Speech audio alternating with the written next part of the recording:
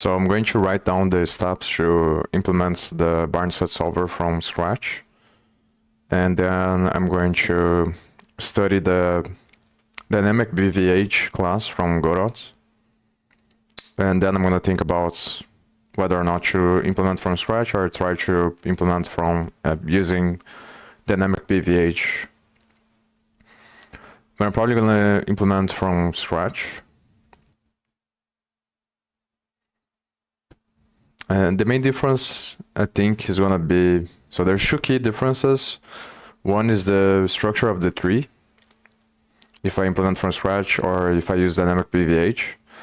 And the other is going to be the states of the nodes. So how the functions are going to work for creating the tree and for updating the values. And dynamic BVH is going to be, it is a binary tree, I think, on Godot's implementation. But if I'm going to implement, I'm probably going to use 8 children for each node to represent the subspaces. But it's basically the same thing. It just changes because if you do a binary tree, then instead of having 8 children, you're just going to increase the height of the tree because you're going to subdivide the space by 2 and not by 8 each level of the tree.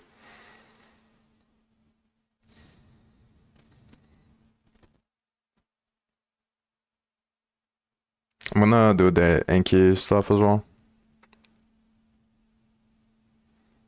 as I forgot to do it today. I'm just gonna do 10, I think, or some small amounts.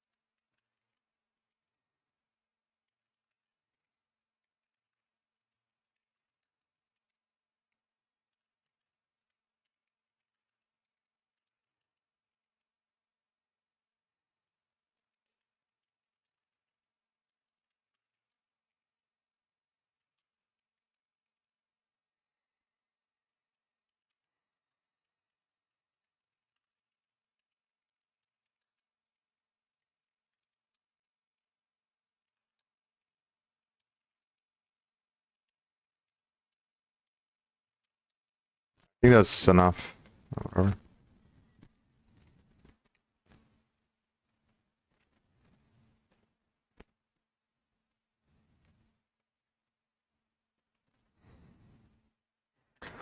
So I was thinking, so one thing that I realized is that one way that I can do some small optimization, let's say, which obviously I'm not sure if it's gonna work. I'm gonna think about this later, but I think initially I'm gonna do in the way that I'm thinking now, which is to create a function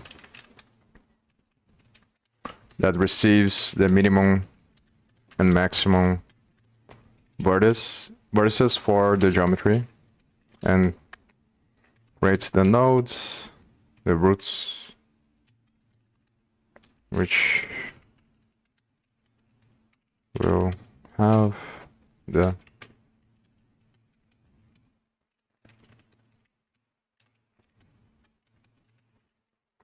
so I think this is the first thing to do.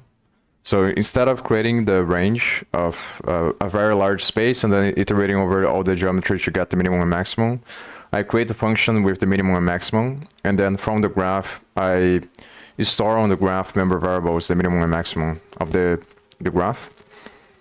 Because then that way, each time I add a node, I can put some functionality that is going to test just see if the position is. So I'm going to have to see what is the accurate way to do this, to check, just see if the position of the node is smaller than the current minimum or maximum. But obviously, I don't think that's going to change that much. So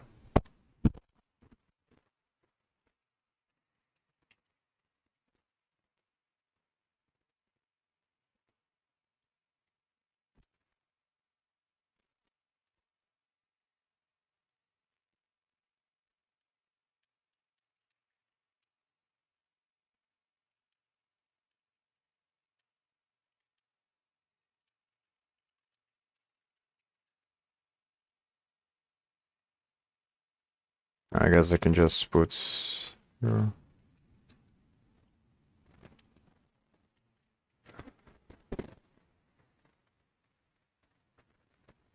Oh, the other thing I'm gonna have to do is to change the graph node class.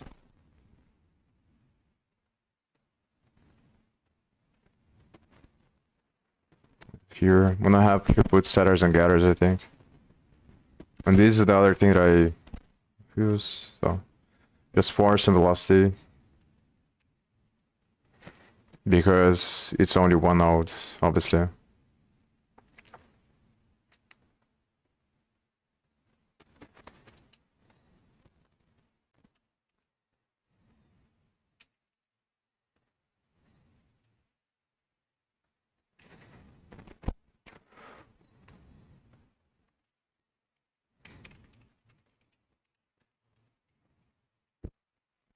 So I'm gonna put setters and getters for the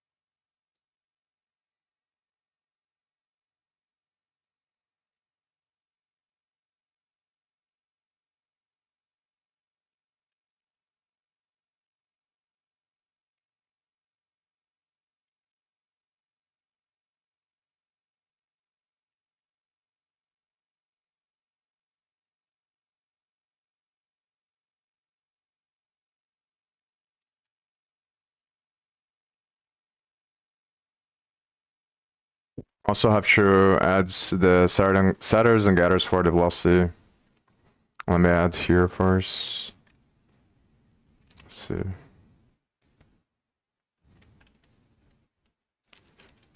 I have to add as a method as well.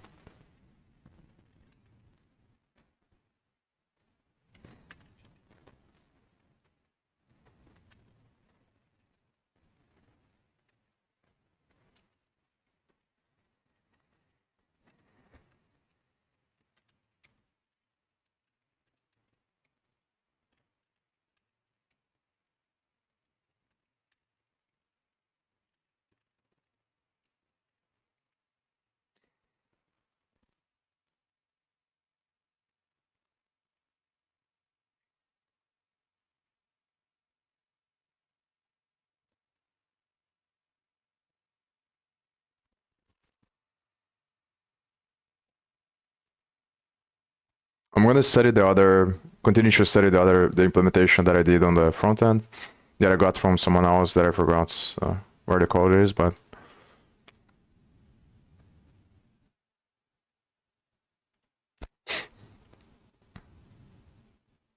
because the main thing is gonna be the thing that I'm not sure is how to add the force and velocity and what is the calculation.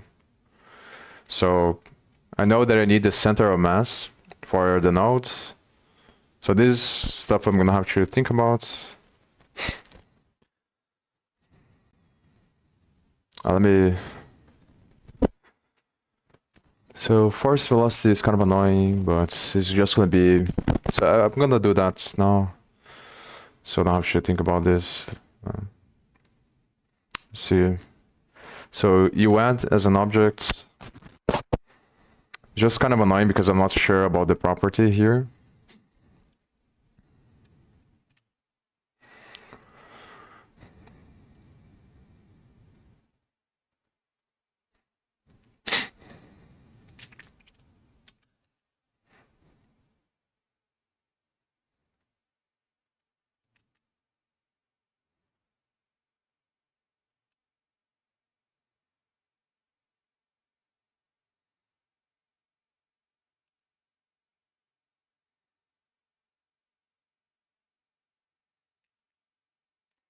Hmm. I guess it's just easier to set based on the whole thing.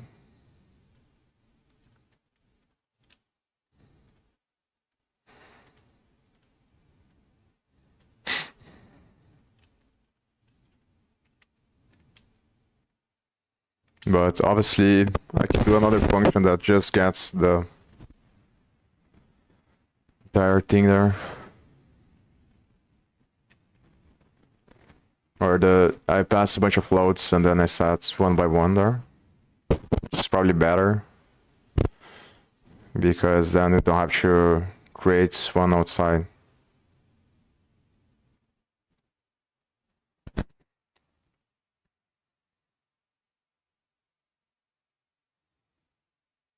But the annoying part about this is that if I do it like this, then I'm not really sure about the setters and getters for the property. That's kind of the thing that's annoying.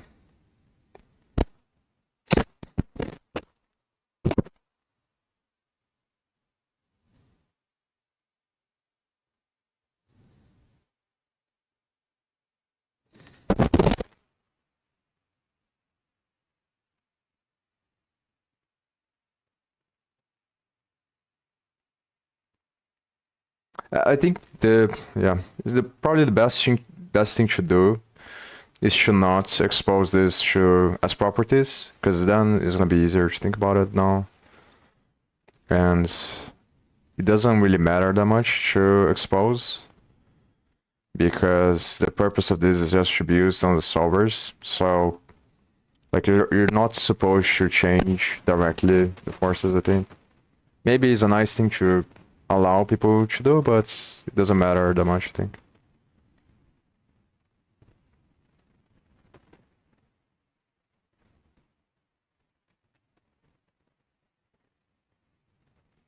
So I'm just gonna add the functions and I'm gonna subscribe them in the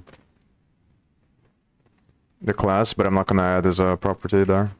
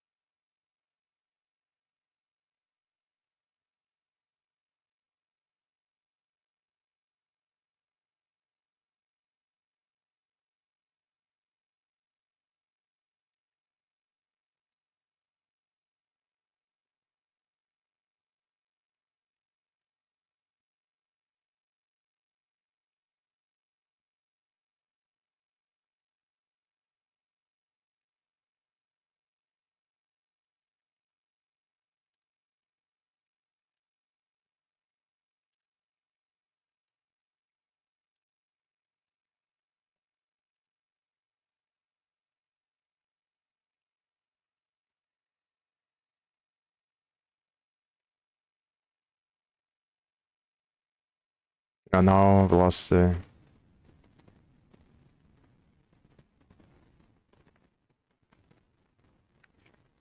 Just wanna get this done now, so I don't have to think about it anymore. It's kind of annoying to do because like repetitive and it's easy to make mistakes.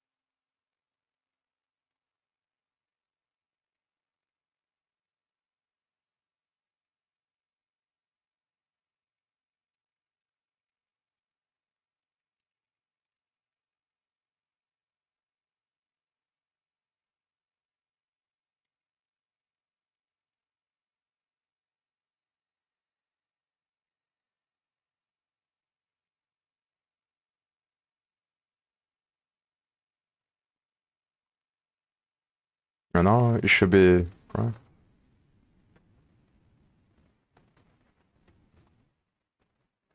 Yeah.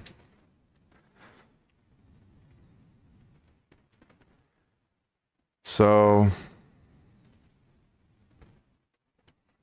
the first part obviously is to create a tree. Then the second part is to traverse the tree. So yeah, I'm gonna create a struct there. There's gonna be, let me just do this now.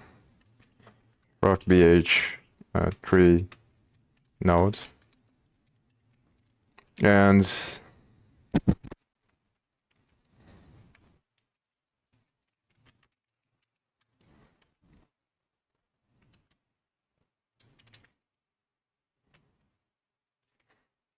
do I start with 0 or 8?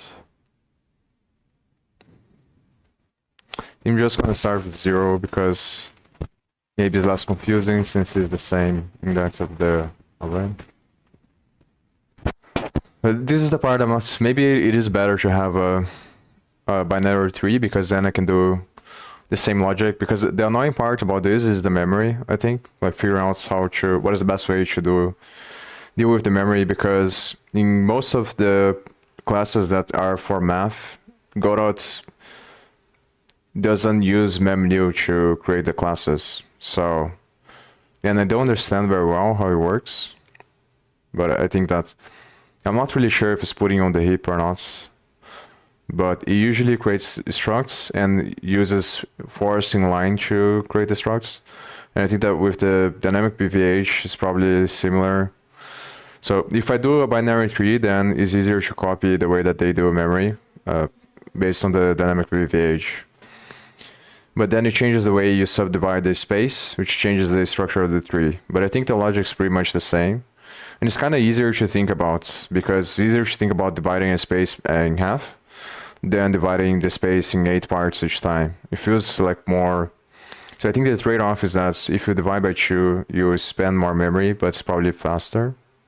So it might be better to just try to do it with 2. So each time, and the difference is going to be in the way that you implement this second step that I'm thinking about, which is just to create a function. So this part, I'm not really sure if I should make this function as part of the node. Probably I should, so instead of the struct.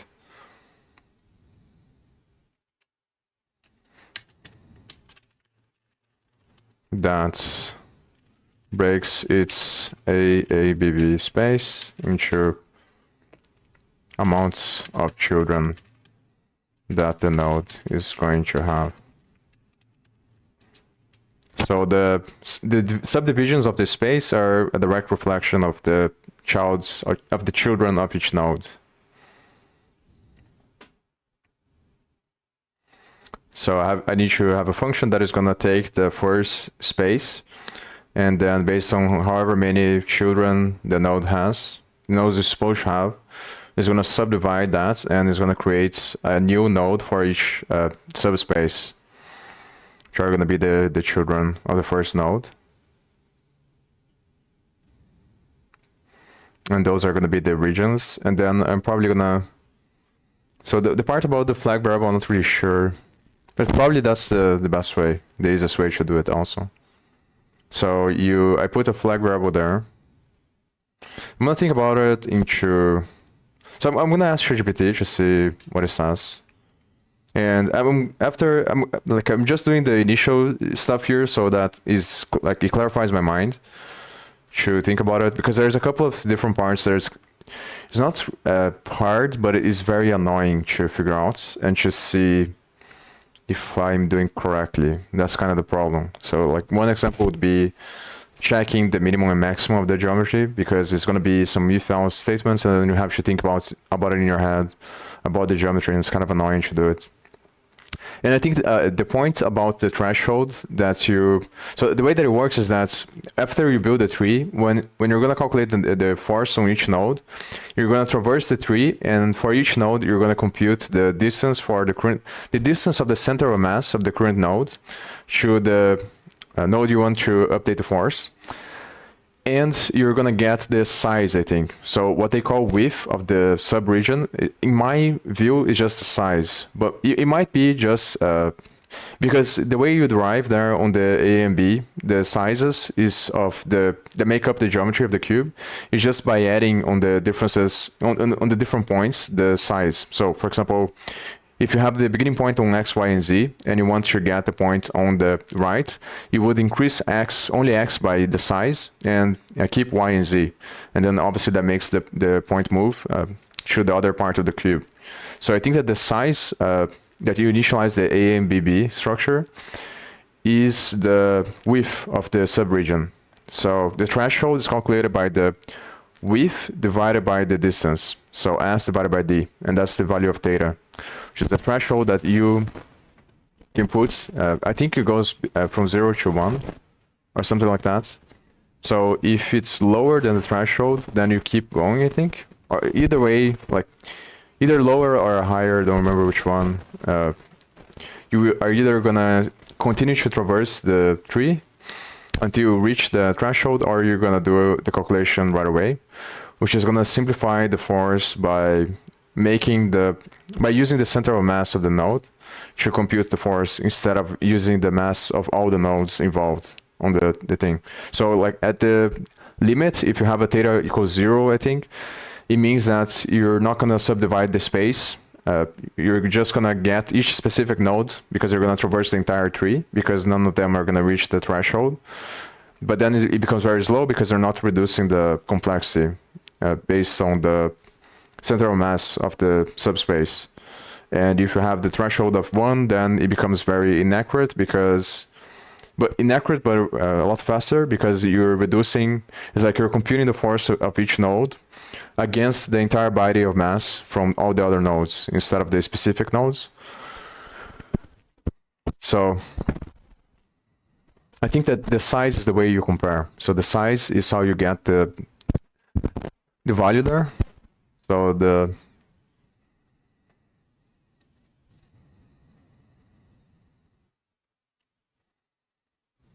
I think it's S divided by D. Determine if a node is sufficiently far away, compute the quotient SD, where S is the width of the region represented by the internal node, and D is the distance between the body and the node's center of mass. Then compare this ratio against the threshold value. If S divided by D is smaller than theta, then the internal node is sufficiently far away. So if the value is smaller, you compute the force, and then you stop the recursion.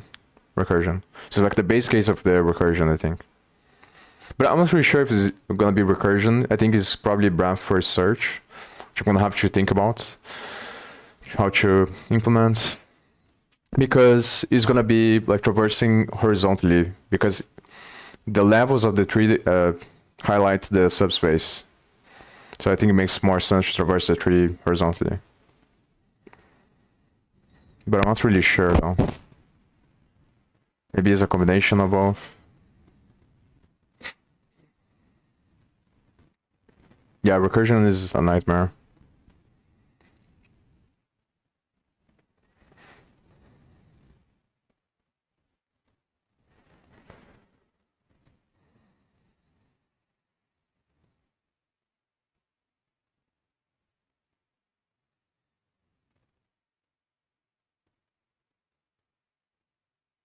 I don't like maybe the order matters though. I think the order definitely matters, but I'm not really sure how. Because like there's probably situations where you're gonna have like data is gonna be reached on different regions, I think, but maybe not. And then depending which order you go, you would stop at different nodes to compute the force. But maybe it's not that big of a deal.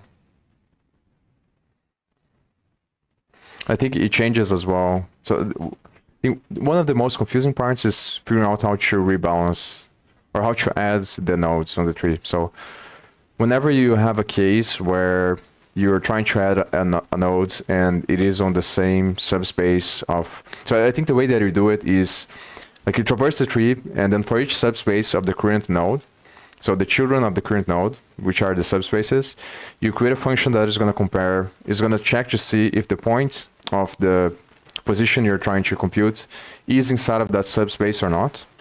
So if it is, then you have to check if that node has children. If the node has children, then it means that this is the part that I'm not really sure, but I think that you have to check not only if it has children, but if it has a body as a child. Because it is possible, I think, to have nodes that have children, but they're all empty subspaces. But maybe not, because maybe... I think that has to be the case, because in the first step of the tree, you're gonna create the subspaces before you add any node, I think.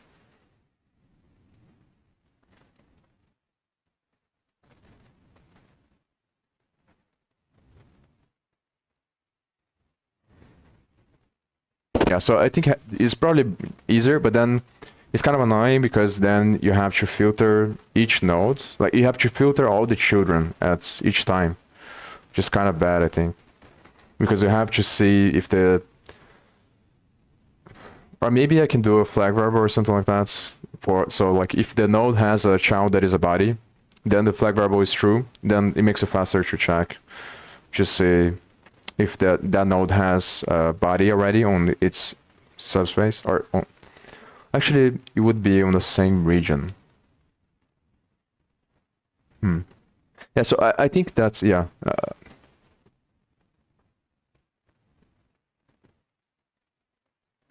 No, I think you have to traverse the tree, and then for each node, you check to see if the node is a body or not. So this is the flag variable that I was talking about. So I can put a flag variable here, is body, and then it's going to be equal to false. So if this is equal to true, then it means that the node is a body. So like the way that it's going to work is that every time that you're going to add a node, every time that you're going to add a body to the tree, you're going to check for the position. You're going to compare the position of the node with the children of the current node, which are the subspaces. Then you're going to check to see where the position falls inside of the subspaces. And then you're going to recurse based on whatever position, whatever it falls at. So if it falls at, then you check to see if that node has children, which means that it has subspaces. If it doesn't, then you add the body as a child. And then you don't need to subdivide that space, because then next time that if there is a node that is on the same subspace, then you're going to check to see if that node has a child, which is a body, and it's going to be true. And then based on that, if it is true, then you subdivide a node. You get its plane, subdivides, and then you recompute the two things, and then you expand that way, I think. So, hey, what's up? So I think I'm doing fine, man, and you? I think I need to put another variable that's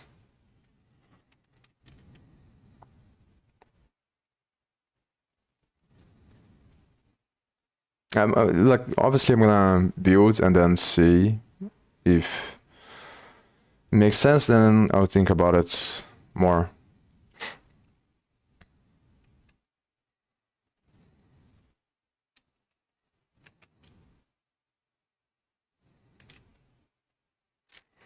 I'm not really sure what's the best name this now.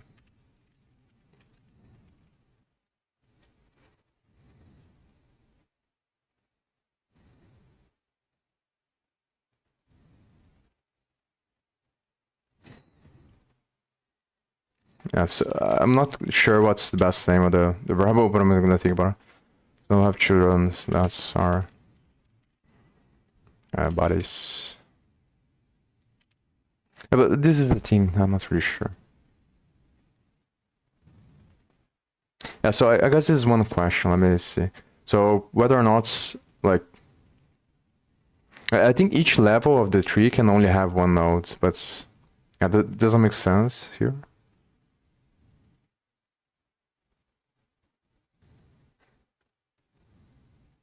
No, each node can only be a subspace or a body.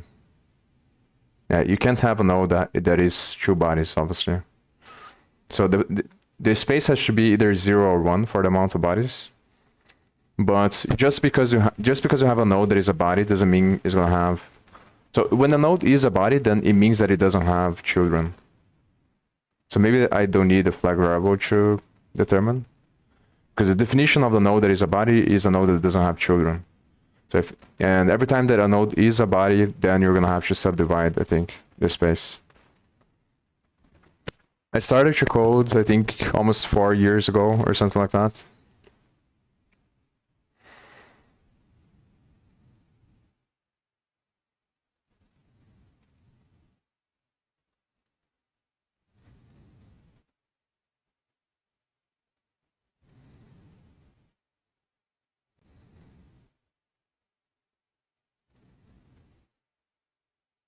So I think that another thing is that each level has to have at least one subspace, probably. Unless, yeah, you can have a situation where, like, you reach the limit and doesn't surpass, so all the children are bodies. But obviously, every time that, like, one level is full of bodies, then automatically that means you're gonna have to expand the tree to put other bodies.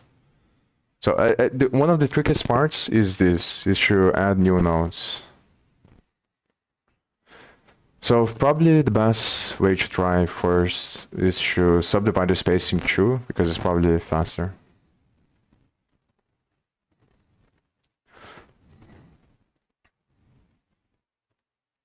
Does node have body? Maybe it has body. But it's not that the node has, like, the children have to be a body.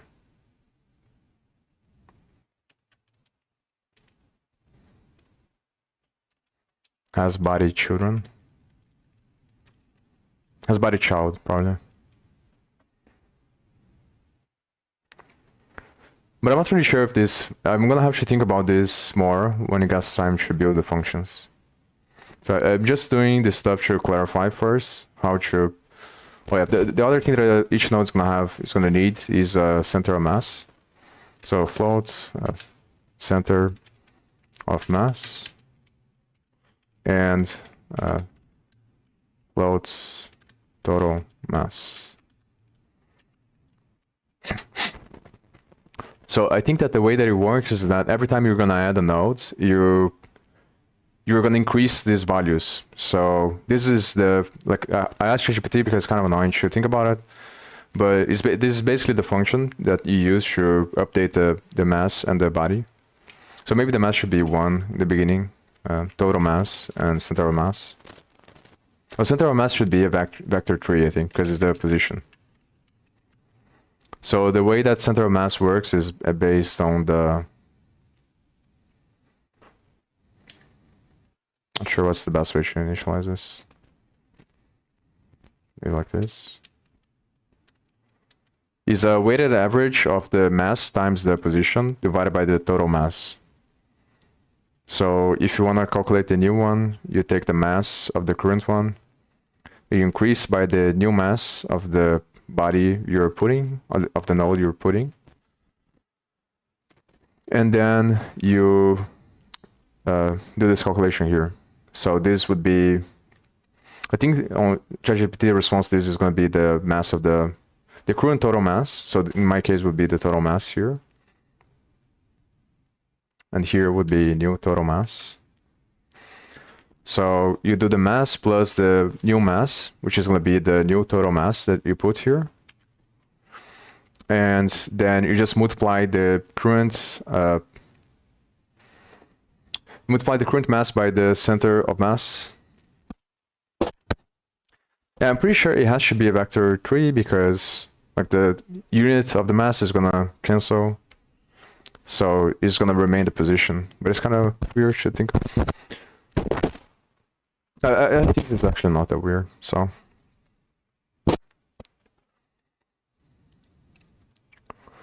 So it's just gonna be, maybe I should start this here.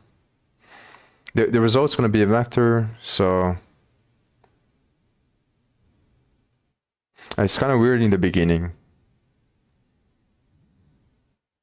But I think this is fine, so. I'm gonna add these functions as functions from the struct here. So yeah, let me just change the name so it's not confusing.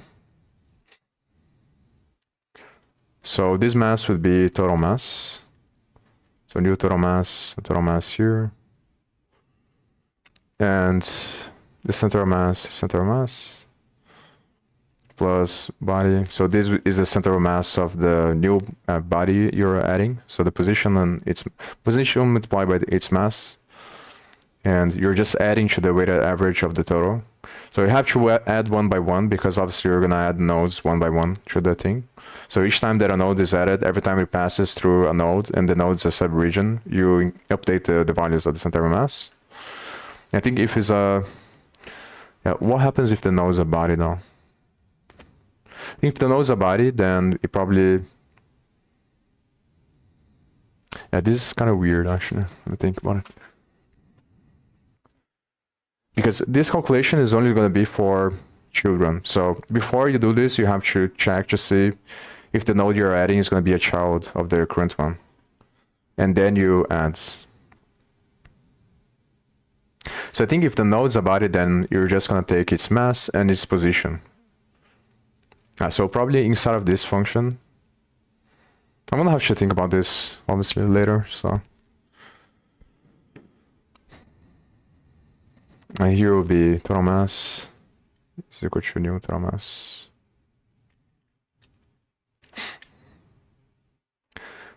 So create function that receives the minimum and maximum vertices for the geometry and create the root nodes. And so another thing I'm gonna have to do is, so let me see the score math a maybe.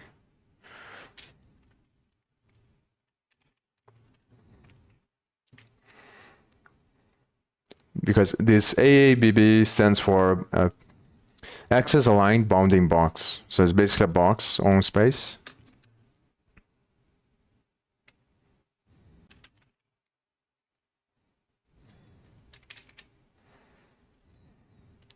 So each one of the nodes has its space.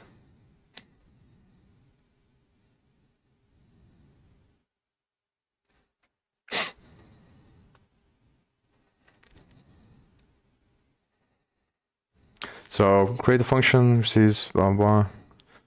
Yeah, so I'm gonna have to, the function is gonna be probably a member variable this as well. So you receive the minimum and maximum, and then based on that, it's gonna initialize this ABB here with the minimum. So I'm gonna have to get the size based on the minimum and maximum, which is probably just the maximum minus the minimum. Or actually, I'm not really sure, because I think it's just actually the distance, not the difference. But I'm gonna ask ChatGPT. It might be the difference. because the difference should give a vector from the minimum to the maximum. So I think it's just the difference between them. Because the distance is going to be a scalar, so it should be the difference, I think. No, actually not. It's going to be the distance, yeah. So it is going to be the distance because A and BB, I think the size that it used to build is a scalar.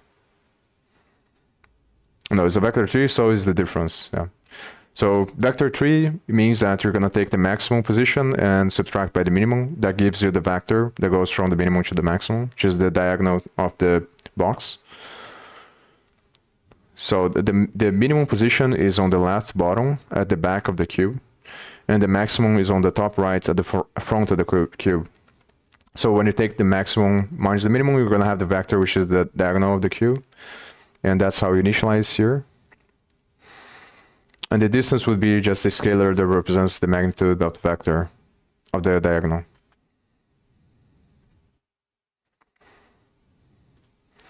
So I get the minimum and maximum, which is based on the geometry that I'm gonna do it on the graph, which is the initial main space that contains the entire geometry. Then create 3-node function that breaks its A and B space into amounts of children that the node is going to have. So I need the function. So if I'm going to do a binary tree, then the function is going to take the node space from the current node, and it's going to subdivide. So if I remember correctly, this has a function to get the center. So I have to figure out how to create 2 different subspaces that are going to be based on the center of this one. So basically dividing the space in 2. And then these nodes here are going to be created based on this thing here. So probably the constructor is going to be, is going to just take the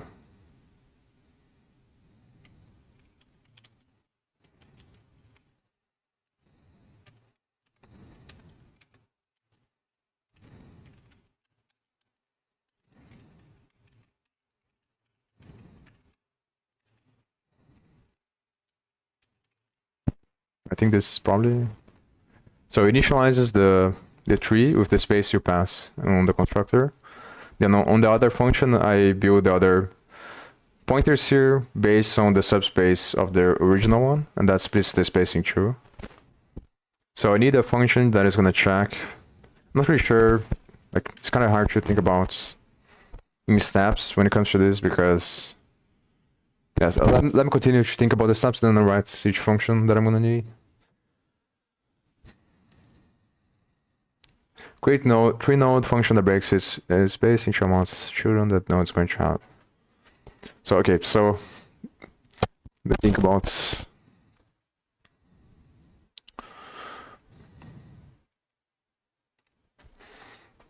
the tricky thing is the center of mass and the mass. So I'm gonna write down the question I have. So it's differentiating, because I think the first function just initializes the tree with no nodes.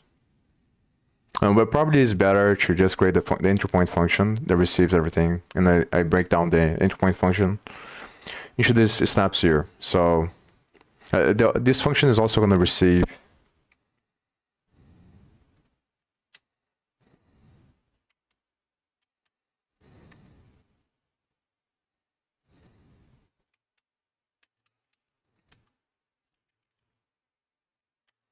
so it receives the maximum and minimum for the geometry and receives all nodes that the geometry has.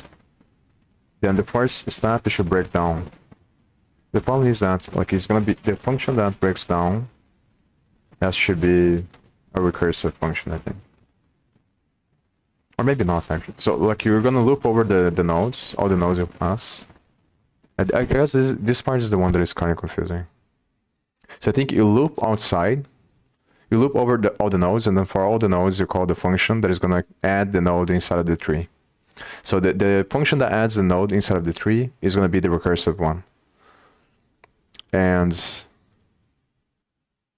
outside of that, you're just going to do a normal loop over all the nodes, and then call the function for each one. So the question is, like, because I think Yeah, the first function that I call to add has to be recursive done.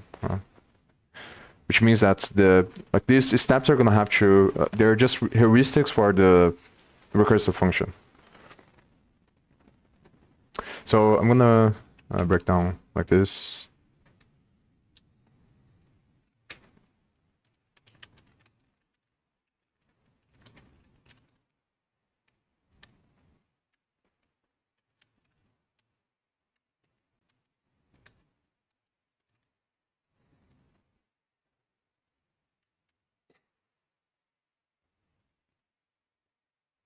So yeah, this is the thing that I have to, I have to think about the cases. So the way that I think is gonna work, obviously I might change it because I'm not pretty sure, but the control flow inside the recursive function determines the shape of the tree. So this is the part that is kind of confusing to think about, because whatever you put inside has to work for any condition you have. So I have to think about this. I think the main distinction obviously is going to be when you have a node that is going to be a body, and when you have a node that is going to be divided into subspaces. And the other situation is when you have a node that is a subspace, but it has a body as a child. Or actually, maybe not, because I think the main true distinctions is just the body. Because if the node's a subspace, then it means that if the new node you're going to add is on the subspace, the position of the node is inside of the subspace, then it's going to be a child automatically, so it doesn't matter.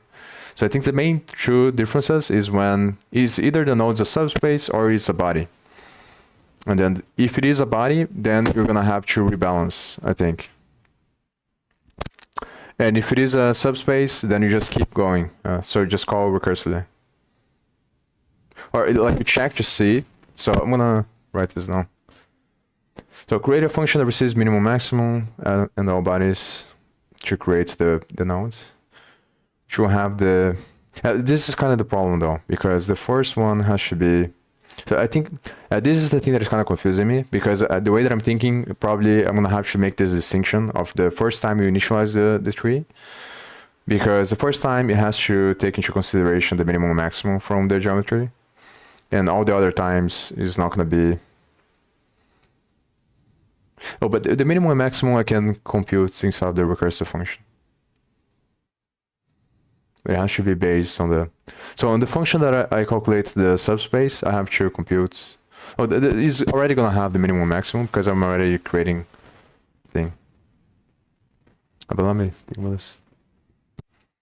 Because the problem is that, like, if I don't make the distinction, then on the function that I'm going to use to add the node, I'm going to pass as an argument the minimum and maximum. And then for all the other children, I'm going to have to do the same, which is kind of annoying, because for the other ones, I think it's better to just get the minimum and maximum from its node space. So obviously I can put a condition, I can put a check to see if the node space has... but the node space is going to have a minimum and maximum already. So yeah, maybe it doesn't matter. I think it doesn't matter because I'm thinking about it in the wrong way. So it doesn't matter because I'm going to initialize the space that I'm going to use on the constructor here outside of the recursive call. So I do the first, so the first space.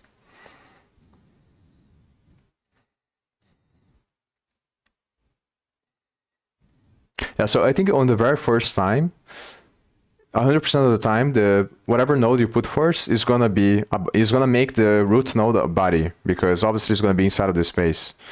So the first time is gonna be inside of the space, but it doesn't matter that much because each time with the recursive function you're gonna check to see whether or not the node is a body. So I think that if the node is a body, then you have to do you put the control flow to change the tree and update the forces. Update the center of mass.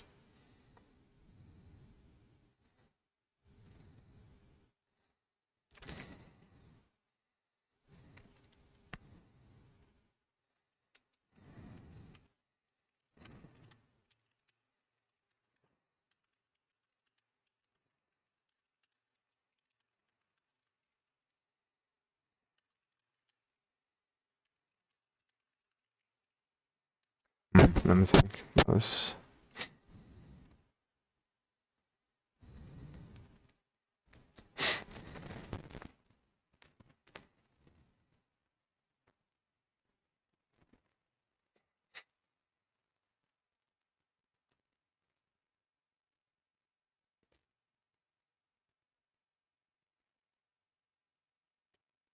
So the first node is not gonna be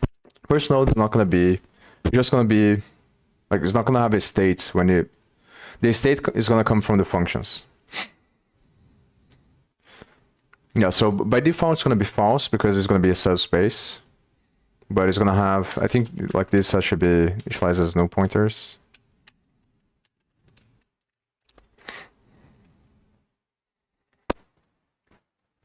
So create first space based on minimum maximum and use this to initialize first space.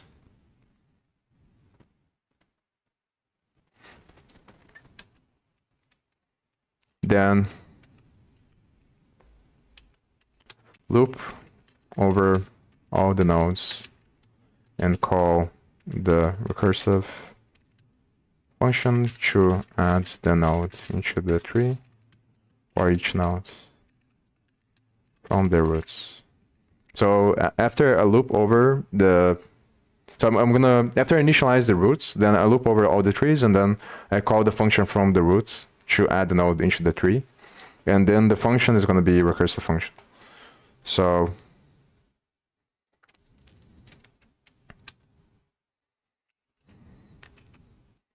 yeah, so I can go to the heuristics. Hey, what's up? Create tree node function that breaks its A B space into amount of children that now is going to have. I think that is going to be different. Yeah, so here is going to be, so yeah, now I'm going to write the heuristics for each part. So the way that I'm imagining is that this function to add the nodes is going to have the control flow, which is going to have a base case, and the other, the main distinction is going to be the type of the node, which is based on the Boolean variable. So first, I think that's check to see if position being added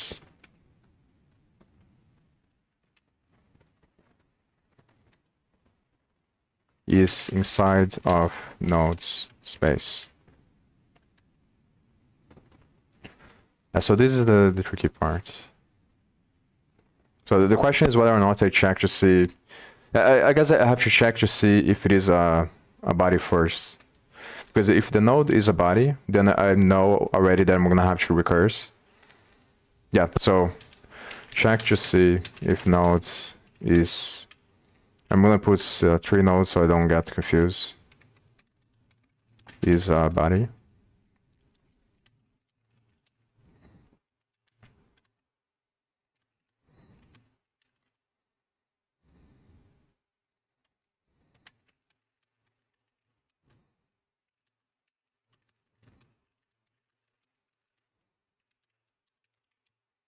So yeah.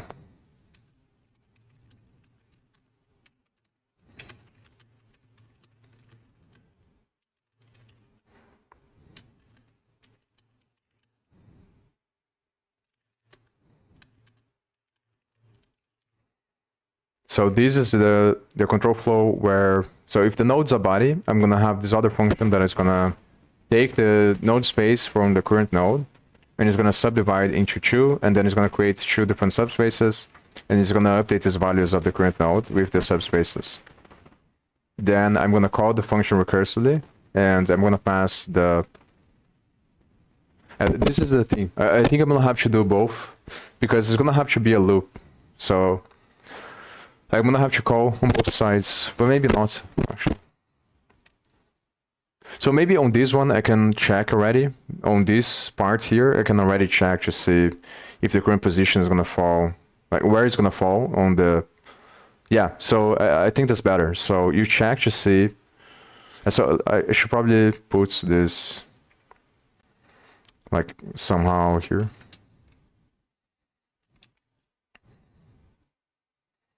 I'm gonna put like them separated because then it's easier.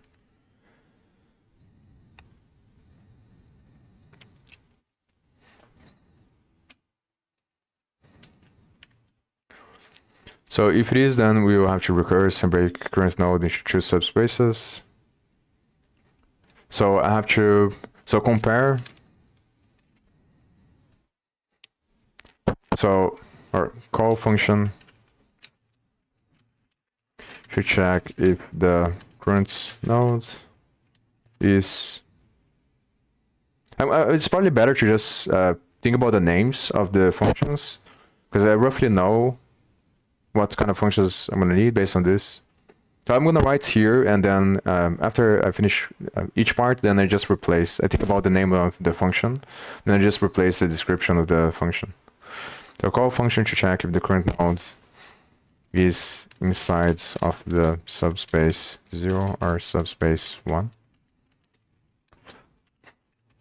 And call the function recursively based on whatever subspace current nodes is a part of. So it's just going to traverse based on that first search, depending on which parts of the subspace the current node being added is at. Because this is the first condition, so if it is a body, it means that it doesn't have children. Because only internal nodes, which are subspaces, should have children. It doesn't make sense for the body to have children.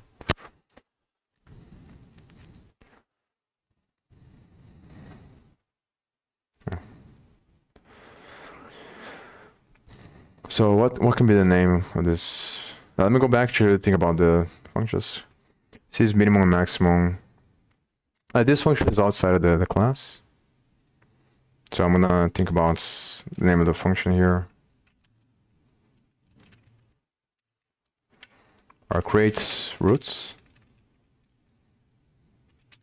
Vector 3 minimum vertex. Maximum.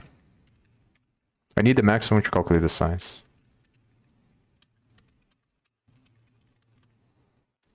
Maybe the nodes should be first. I think it makes more sense.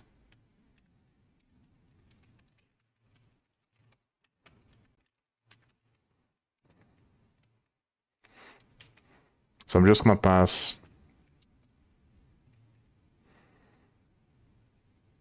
these nodes here, so vector inside of the function.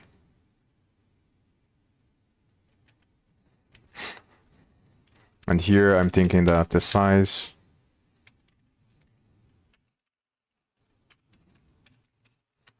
is going to be maximum vertex minus minimum.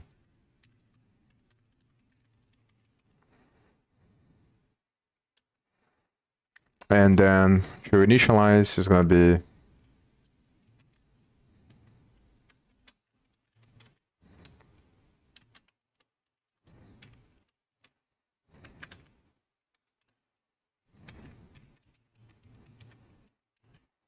because the minimum is the position of the box. So I think that's, yeah, instead of, it should be a root space. No, that's probably like this. The main questions I have is because of the memory, so I'm not sure about the memory, but maybe this is gonna work.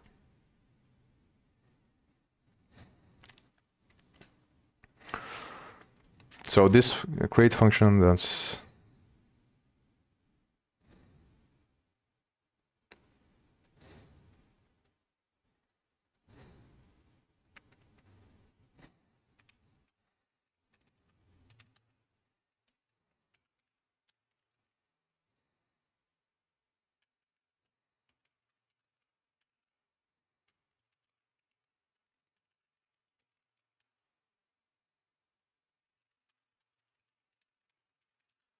so this function is outside of the class. Then I loop over. So what will be the function to? So create tree, probably. So it's gonna return the tree. The question again is about memory. So this is the main question that I'm not really sure, because I don't know if I should return a pointer, because I think that all these kinds of structs, like I said, they usually use forcing line to initialize. and they don't use memnew to initialize. But somehow it doesn't delete after the function is... after the function runs, it doesn't delete the thing, even though it is not initialized with memnew, which should allocate the memory on the heap. So I'm not really sure whether or not. If it is because of the dynamic or whatever. Here they're not using for singular. Let me see. Yeah, but on the functions they are using. It doesn't have a constructor. I need to see examples of this. Just see. And obviously you can ask ChatGPT as well.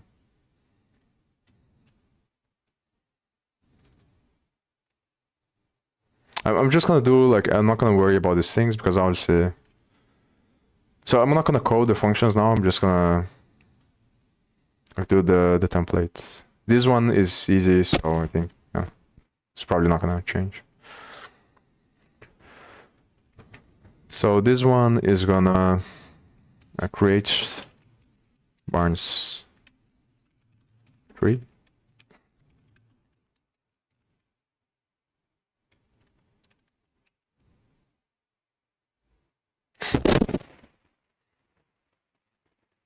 So maybe inside of this one, I call the root space.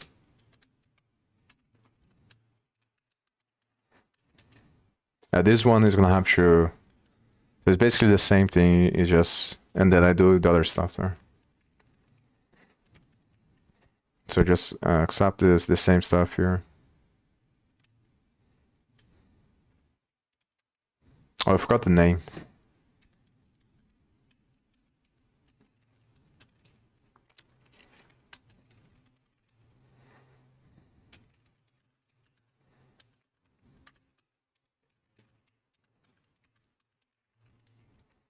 I have the roots, then loop over all nodes and call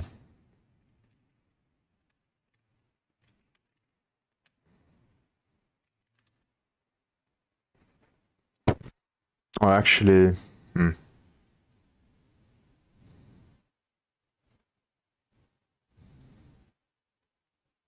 oh yeah, so this is not going to be the roots.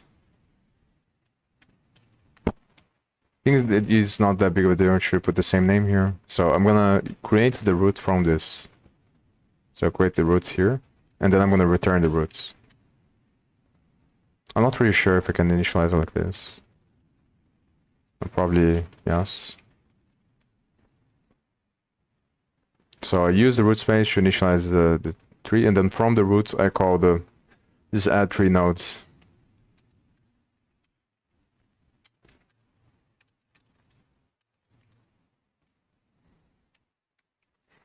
So inside of here, I'm gonna have a function. So on C++, on struct, everything is public by default, and on class, everything is private by default. And that's the main difference between both of them, but they're pretty much the same thing, besides that.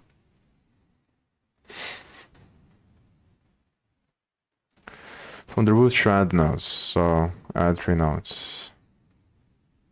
I'm not sure if it's gonna be void or whatever. So the question is, what is this going to accept?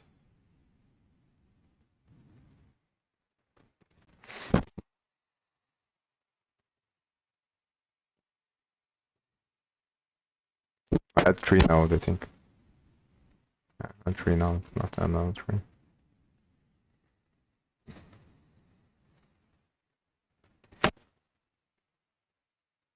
So I think this has to accept a position. So it's just gonna be. No, it has to be accept the node, I think. Graph node 3D. Because the class has to store, I think, it's better to store the whole thing probably, but I'm not really sure. Because if I just pass the position, then maybe the position is enough. The problem is, so the thing is whether or not I need the nodes. I think I need a node to update the forces, but maybe not. So like, the question is the states of each thing. I think that's where I'm confused as well. Add bodies member. Yes, I'm gonna put this later because I'm thinking about the other stuff first. But this one is supposed to. I think I'm gonna use this one instead of the add tree node, because this one is gonna be used to update the values of the node each time that you add a node as a child. So each time you add a node, you have to increase the total mass, obviously, and you have to change the center of mass, because the total mass and center of mass are the reflection of the subspace that the current node has, if the node is a subspace. And I think if the node is not a subspace, if the node is a body, then the total mass is just the mass of the node, and the center of mass is just the center of mass of the node, which is probably the position of the node, I think. That's how I'm thinking about it now.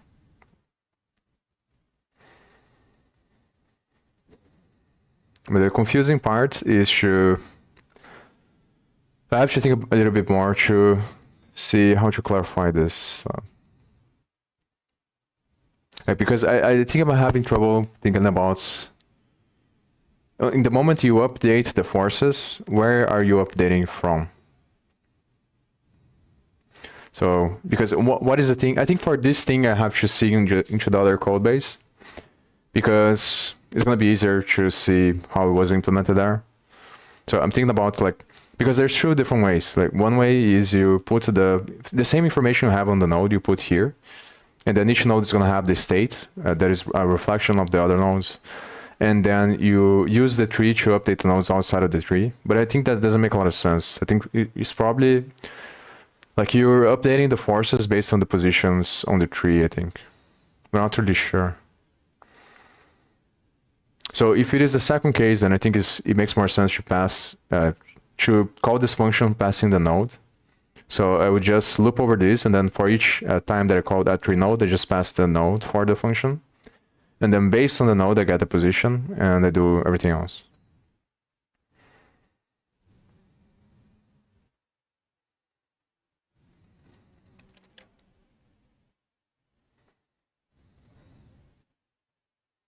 The thing that is kind of confusing is the memory as well, because like you can think about it that you're gonna pass.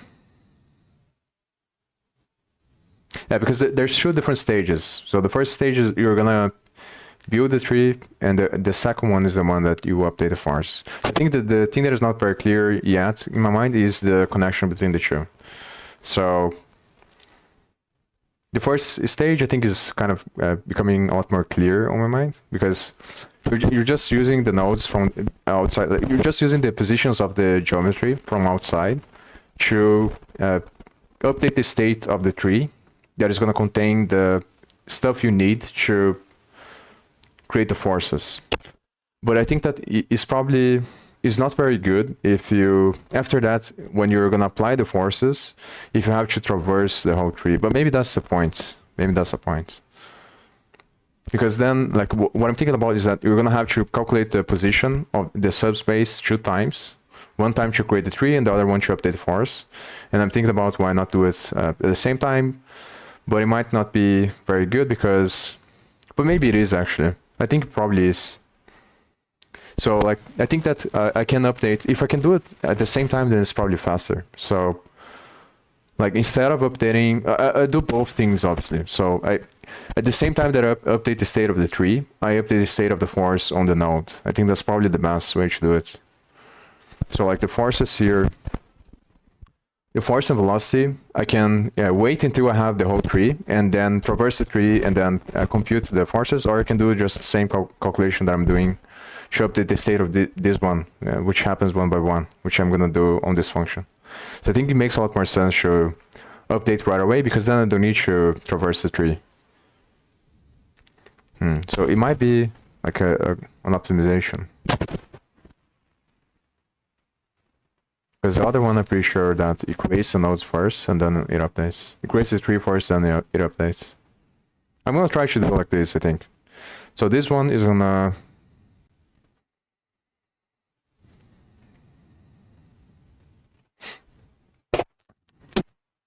right here. Updates forces and velocities for current node at the same time. that it updates its center of mass.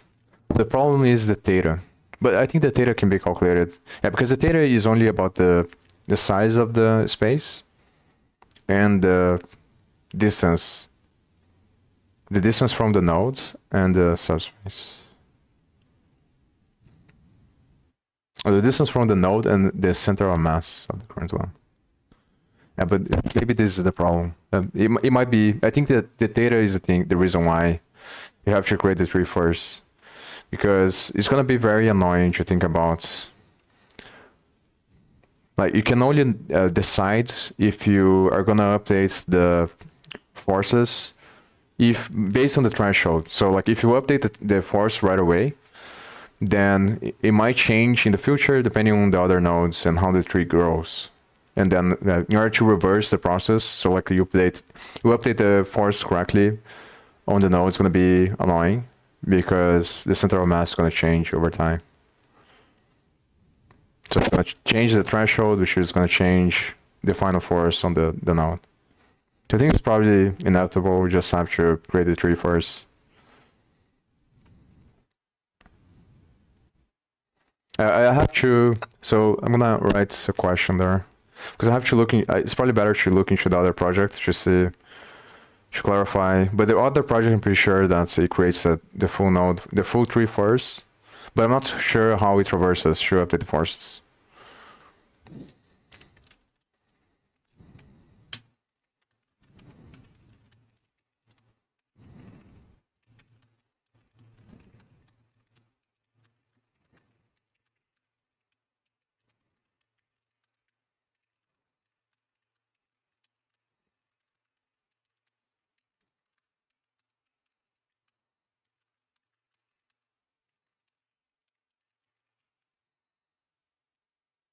That's basically the question.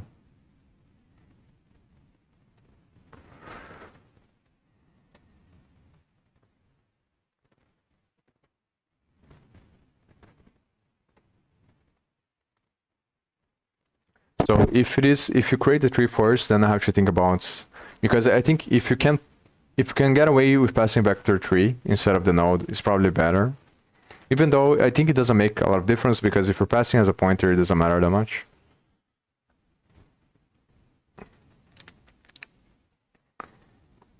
So I guess the question is, if you create the tree first and you do it based on the position, like the tree is going to be a representation of how the space is broken down into subspaces, and the bodies are going to represent, and each subspace is going to have its respective mass and center of mass. And the edges of the tree, like the external nodes of the tree, are a representation of the mass and position of the geometries that make up the network. So if you only have the position, then for updating the forces, you're just going to traverse the tree. So I think it doesn't matter that much, because you can get the position. Yeah, so that's probably how you do it. So I think here, if you create the tree first, you probably just pass vector tree here, because then you're going to have to do it based on the theta. So like node position. So each node has on its state its position, which is basically the center of mass.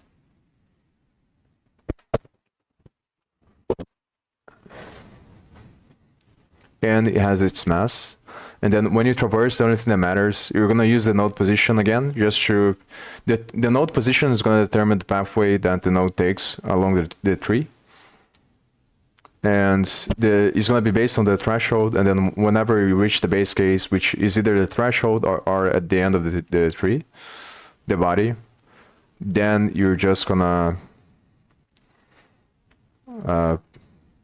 update the forces for the node based on the state of whatever node you stopped at. So if it is a subspace node, then it means that the theta threshold was reached, which means you're going to use the center of mass and the mass to update the force on the first node. And if it is an external node, then it means it is a body, which means you're going to use the mass of the body and the position of the body to update the force. which is the worst case scenario because there is no simplification. So I think you can do it with the position. But if you want to try to update at the same time that you create the tree, then I think you probably have to pass the... I have to contemplate more about this to think about. Because obviously, if you can update the forces as you create the tree, then it's probably better because you save a lot of time. But I think it becomes a lot more complex to think about it. Because depending on how the tree grows, it changes the state of the force on the node. And it's related to the threshold theta.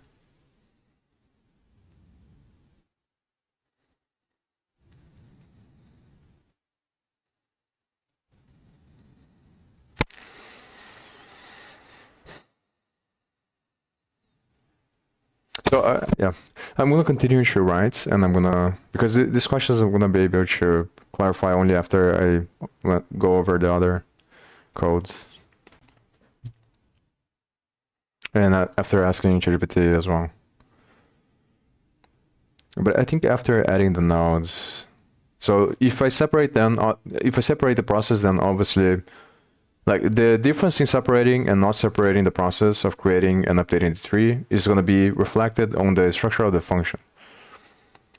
Because the recursion of the function, which is this control flow inside of the function, is directly correlated with the tree shape. Which is obviously correlated with how you update the state of each thing. And I think that the way that you... Like for each node you have on the geometry, you have to update the forces of all the other nodes in relationship to that node. So what's happening is that you are using the tree to simplify the computation depending on the threshold theta, which is directly correlated with the subspace division that is reflected on the tree space you have.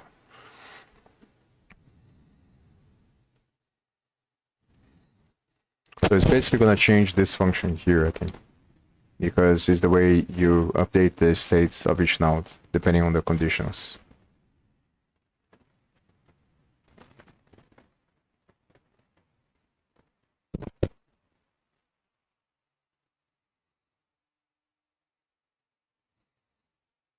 So guys, the question is, when a node updates its center of mass because it has other bodies as children, how does that affect the states? How does that affect the theta? So it's gonna affect the theta because it is based on that pretty much.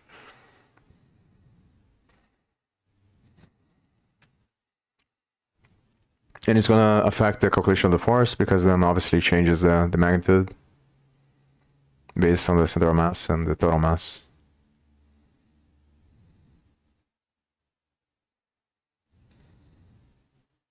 I think it's just easier to... The thing is, I'm gonna have to spend a lot more time thinking about this to be able to... Because I do think that there's something there that is probably... Like, it's probably possible to do both at the same time, I think.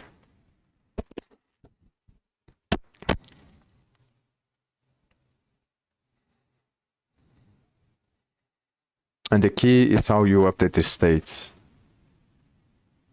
for each thing.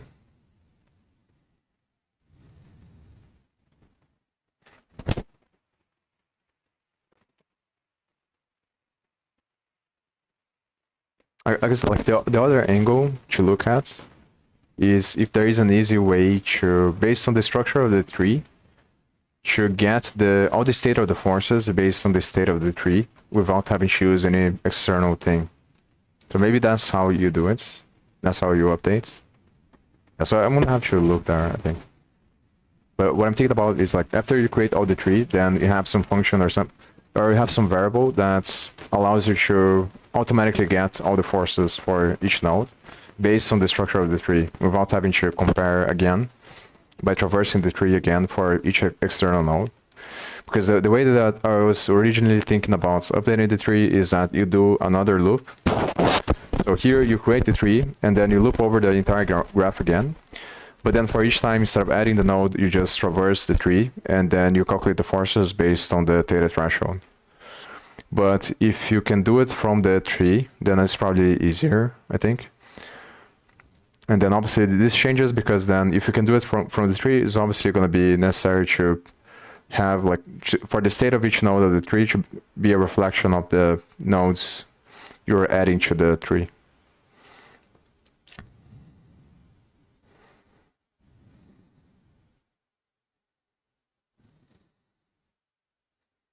I think that's probably easier. So I think it's probably worth it to just do it like we just pass the entire node and then yeah, but then how do I compare? Maybe I can do it based on the name maybe. Or I can do it based on the ID, I think.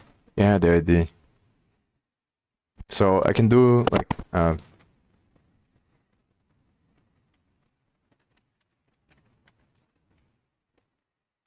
this. It might be very confusing though. That's the problem. Yeah, because the problem is if you have yeah, but yeah, never mind. Because like the structure of the tree is going to determine how the forces affect the node you're analyzing. It's not going to be a reflection of the current node. So I was thinking about like putting the ID here, and then based on the ID, I just get the state of the current node, and I update the states of this with the state of the other tree. Because the state of the other tree automatically is going to have the center of mass and the mass, but obviously is in relationship. But maybe if I, yeah. Because then how would I get the position? But if it is a subspace, I think that it might be possible to do it like this.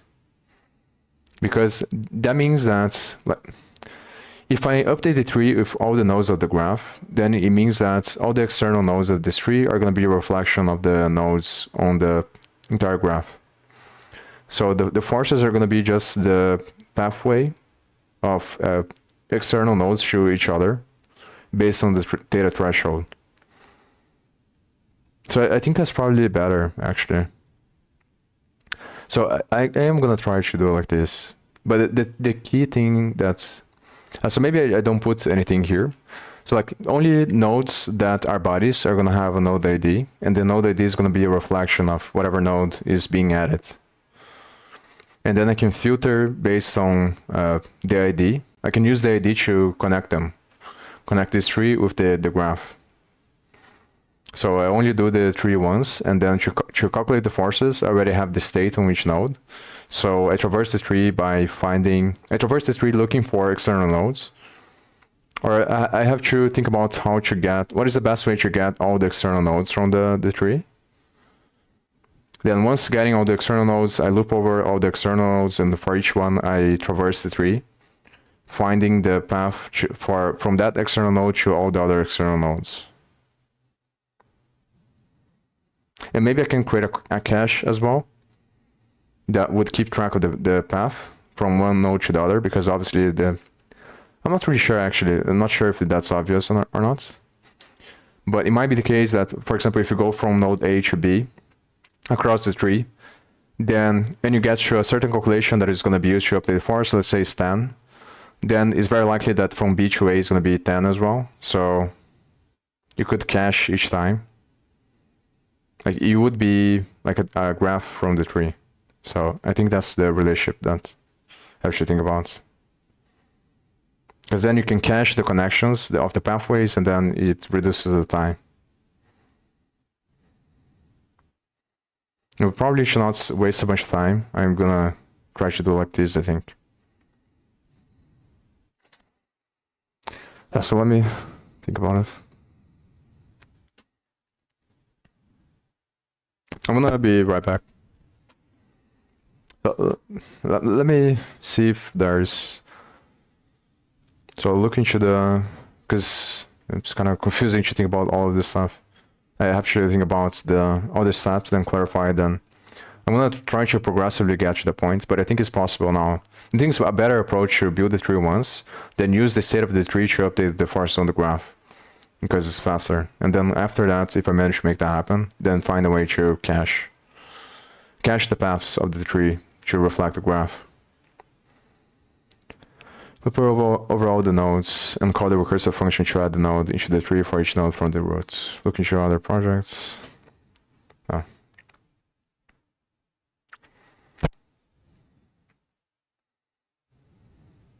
So here it would be like after. So after I add the nodes, I have C.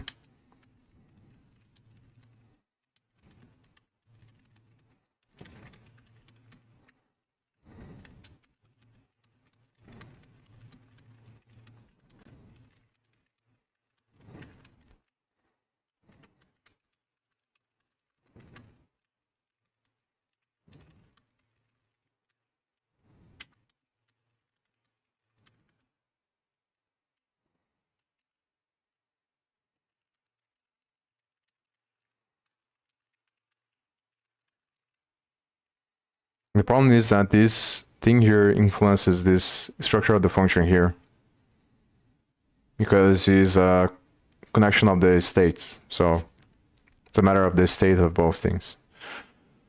So check to see if is a body. If it is, then we will have to recurse and break current node into two subspaces. So not only that, you have to. So you have to compare both. So if it is a body, you have to change the flag variable.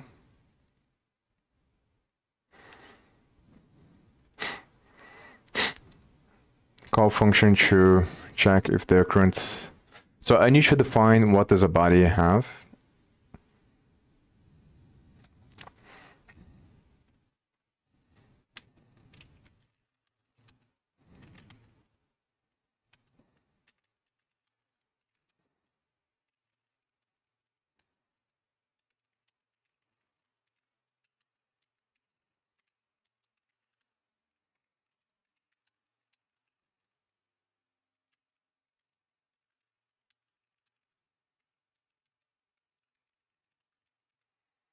So what does a three-node body have, and what does a subspace have on this state? So subspace has the central mass. I think the main difference is just the flag variable differentiates the two, but it should be just the central mass and the mass. So the key is the recalculation of the total mass. So if the node is a body, then the central mass and the position reflect the mass and position of the current node. So in your to update, you're just going to do a basic average, which is going to be just calling this function here. So I think it's not that complicated. And then you just change the flag variable. So you update the values of the mass, central mass, and you update the flag variable so that is not considered as a body anymore.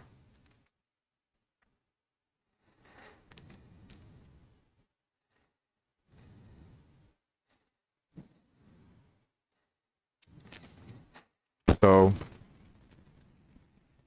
updates current node, sure.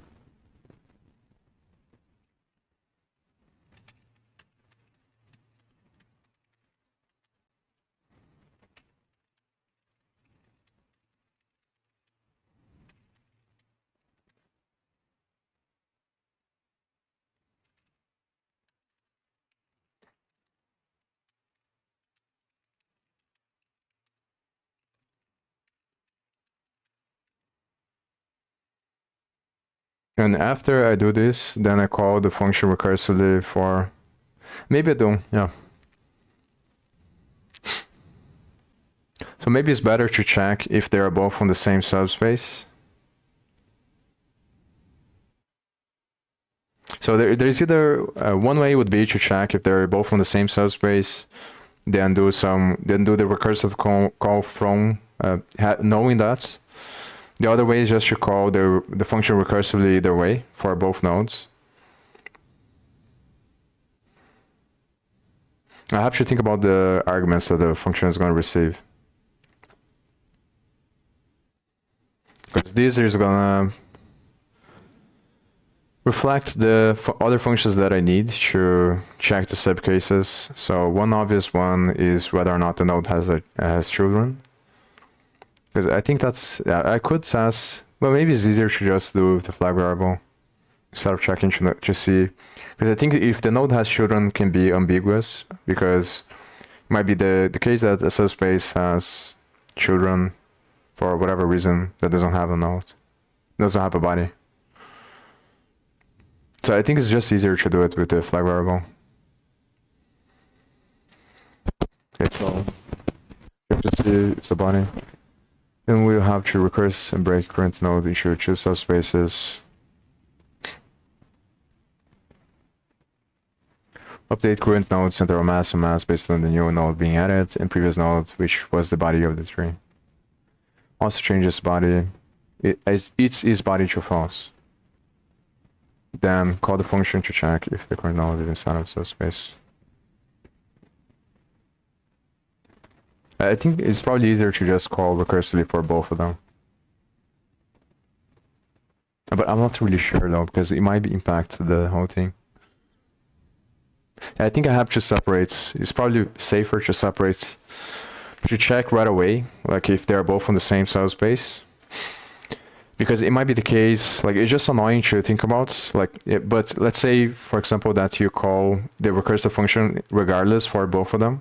Then it might be the case that one path runs first for one node, and then you have to recompute. But I guess it would be the same because, like, if it is the case that they're gonna be on the same subspace of the subspace, it's gonna hit the same condition again, and then it's gonna keep recursing. So it's just gonna rearrange anyway, based on the recursion, regardless of which recursive call is done first.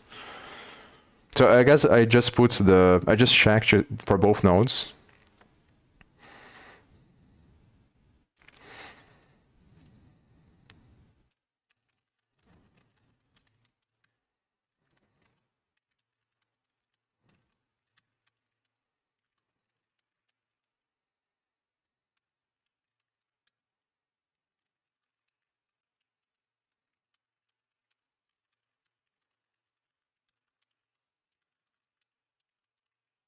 But this is another thing that is kind of confusing. So I guess I have, before I check to see if the, so this is the first condition. So I think that's, I'm gonna go to the other one. Because the thing that is kind of confusing is that you have to check first if the node has subspaces. Because obviously, if the node doesn't have subspaces, if you don't check if the node has subspaces, then the position is always going to be inside of the first space, because the first space contains the entire geometry. So that's the thing that doesn't make a lot of sense. Because then the question is, how do you update the tree based on the subspaces? Because if I call the function recursively, it doesn't matter that the new thing has new subspaces, because the position of the previous one would fit into the original first space, if that makes sense. So like, how does the question is, how does the creation of new subspaces has to impact the previous space, so that the comparison of the previous space with the original position changes, so that the nodes that was at the previous position can't be on the same one. And I think that's just basically it's going to be based on the whether or not the node has children, has subspace, whether or not the node, yeah.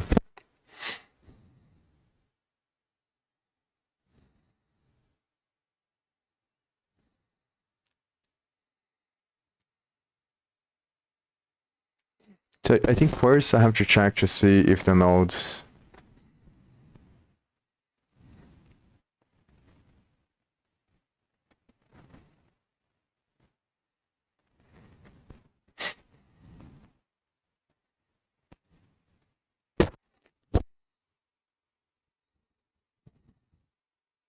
I check to see if the node is a subspace.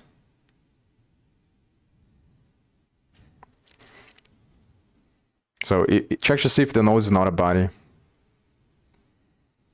So I'm trying to clarify the question I have to ask there, so I can look into the article again, and so I can clarify my mind.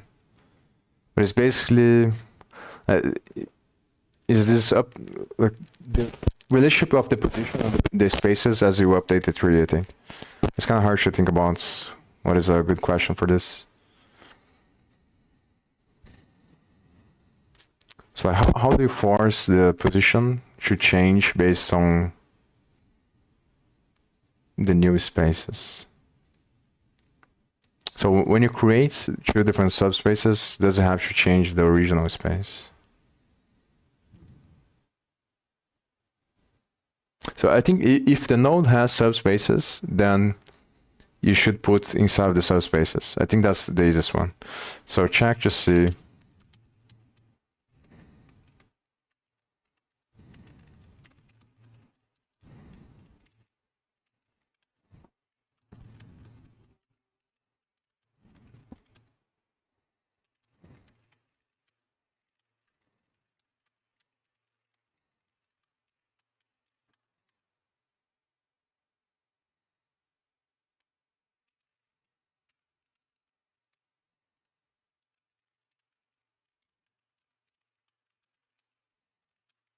Yeah, this is the key. So first you check to see if it is a subspace. But then this, so the first one has to be, so I think the first one has to be marked as true, which mean is a body. Because then it's gonna force to create other subspaces. But then it might mess up because, yeah, but if the mass is 1 and this is 0, it might be fine. So maybe the mass has to be 0 as well.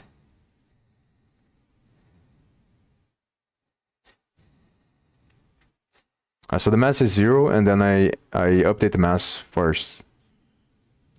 Yeah, so because the division is also going to be based on the new total mass. So on the first time, yeah, but what if but the body is never going to be 0. But I can do a condition here.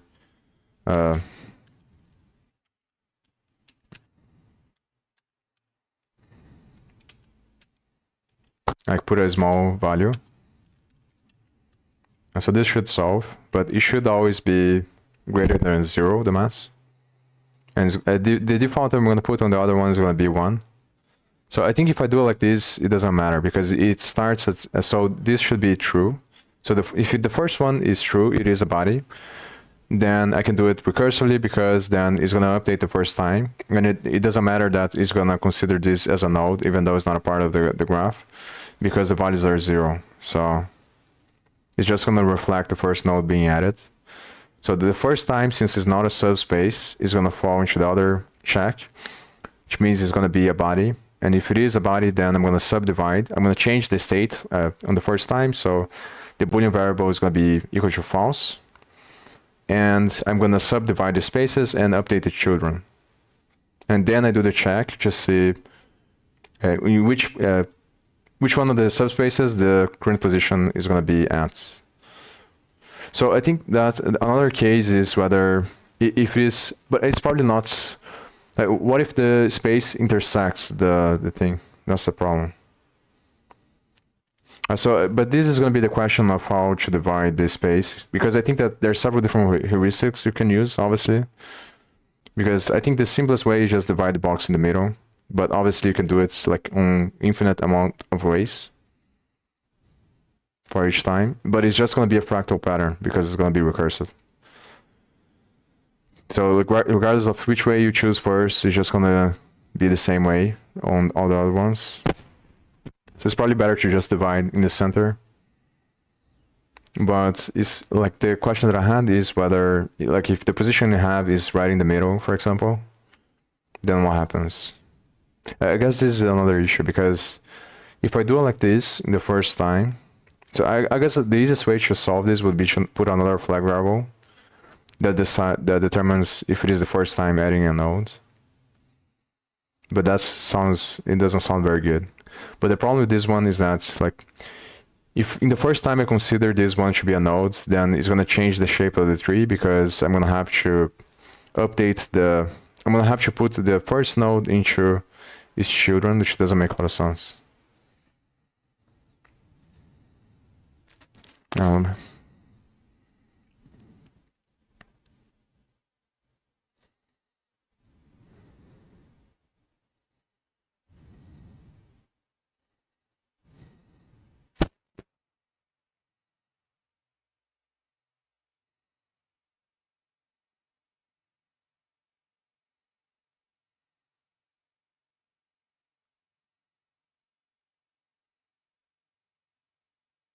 So maybe on the constructor, but if I do it on the constructor, it's gonna mess up the other ones.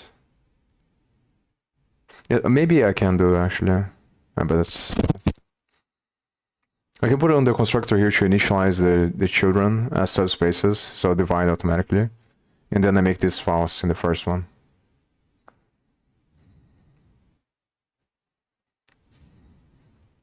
But let me think about it. So if it is false,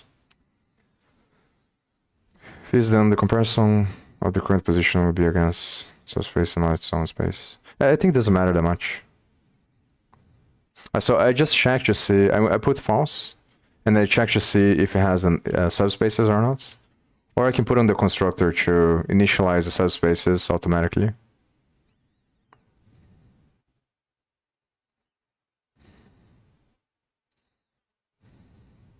So yeah, another idea would be to... this is just the details, I think, but like I'm thinking about... because like when you create a node that is a body, then it doesn't make sense to have the subspaces. So obviously, so like here I could put a variable.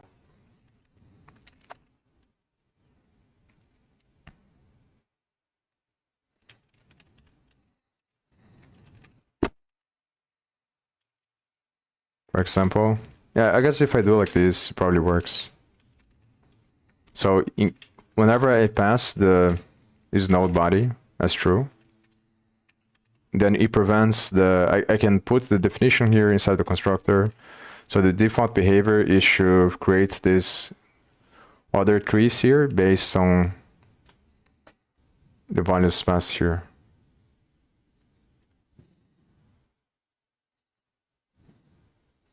So for some reason it's not.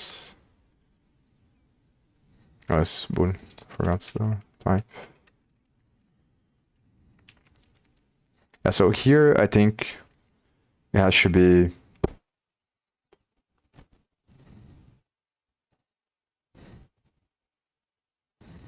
this is another question, is the pointer. It's kind of annoying, I think. But I'm probably going to initialize inside of this function the other subspaces. So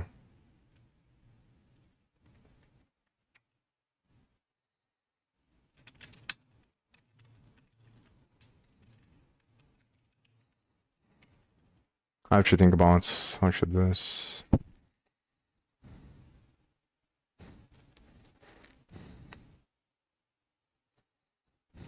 And maybe it's probably not.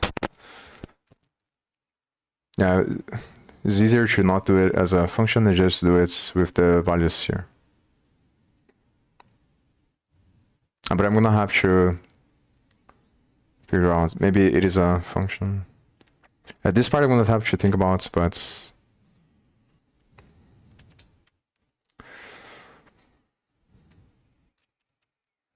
I'm just thinking about how to do with the pointer. I don't know if like this makes sense. Yeah, like you will have to create here.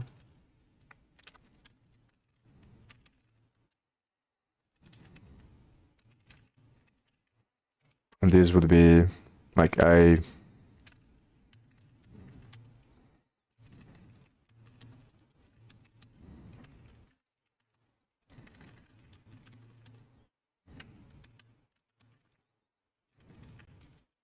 so I use that to initialize here, and then I would pass. Yeah, so the space would be space.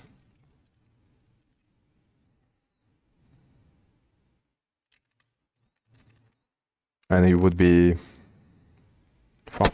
as default.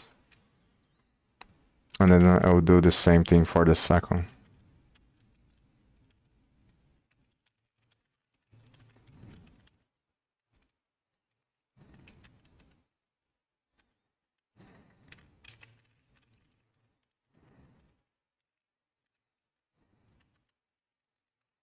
So as I initialize each node, I initialize the children based on the subspaces.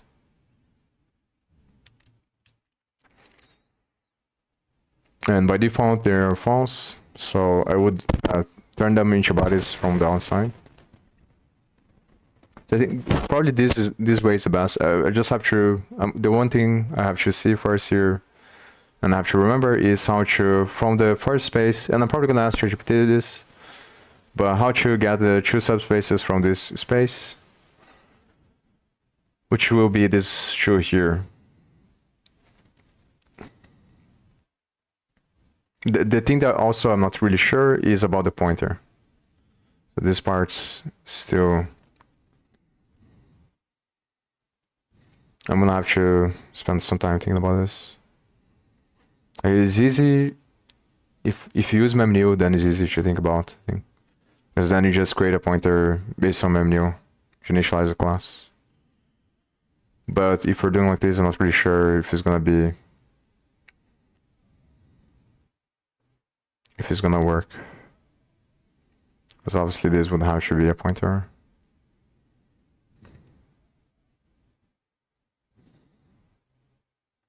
Or just, yeah, I'm not really sure. Like the address here wouldn't work probably. So I guess I can look into the, for this one, it's probably better to look into this one, just see how they do it. And here they use children instead of this node. Children pointer. Maybe I should just do it this way as well.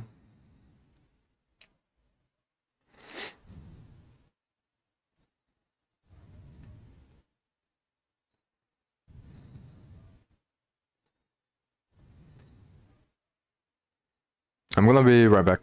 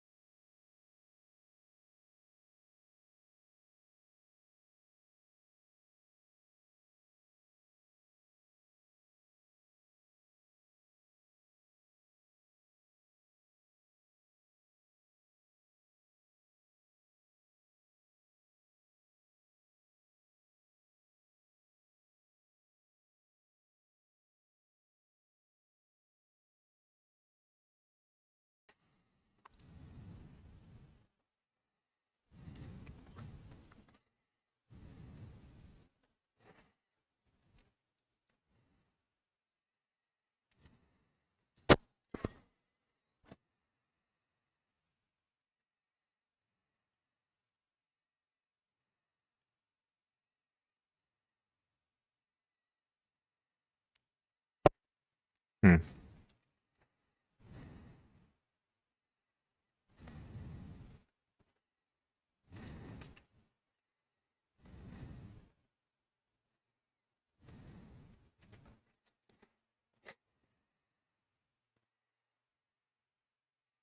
So they're using this to allocate memory.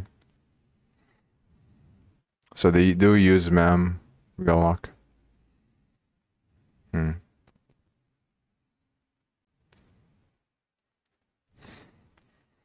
So if I use memnew there, I can start with memnew and then think about this later.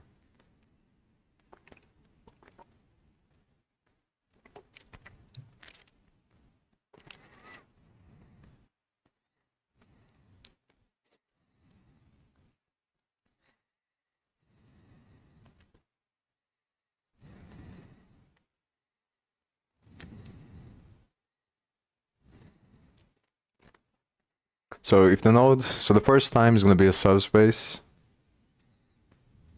So it's not a body, it's false. If it is, then comparison. So the question is what happens if the node is intersects the subspaces.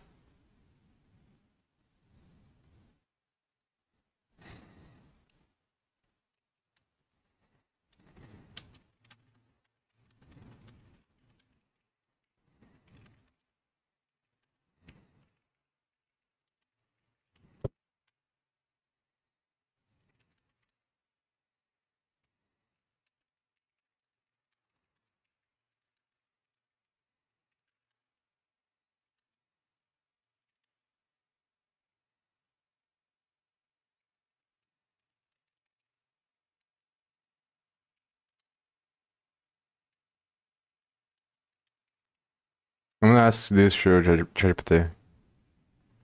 I think this is just gonna be based on the. So it's just gonna change the functionality of the function that I'm gonna use here inside of the constructor to subdivide the spaces. So it's just I can either always divide based on the center, and then if the node intersects, I do another heuristic to move the thing until I move based on the radius of the node, for example, or move from the distance of where the plane intersects with the geometry and the edge of the geometry. But the problem is I'm gonna actually not. I'm gonna be passing the. If I do it this way, I'm gonna be passing the node.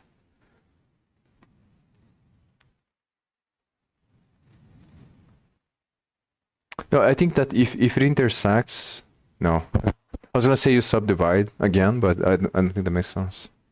I think you only subdivide the space if there are two nodes on the same subspace or on the same space.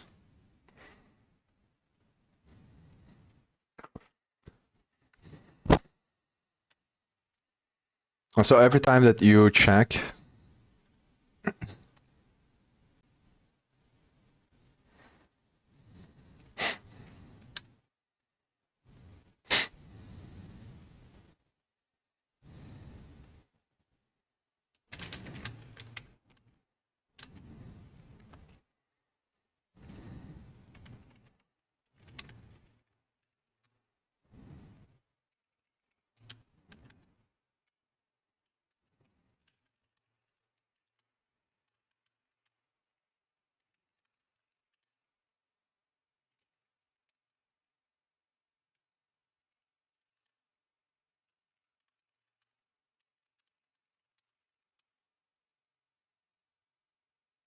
this is the thing.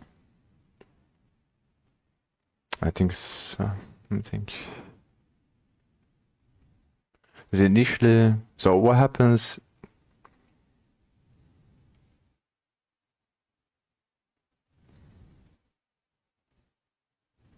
So if the node is a subspace, if the node is a subspace, then it means that it's not a body, obviously.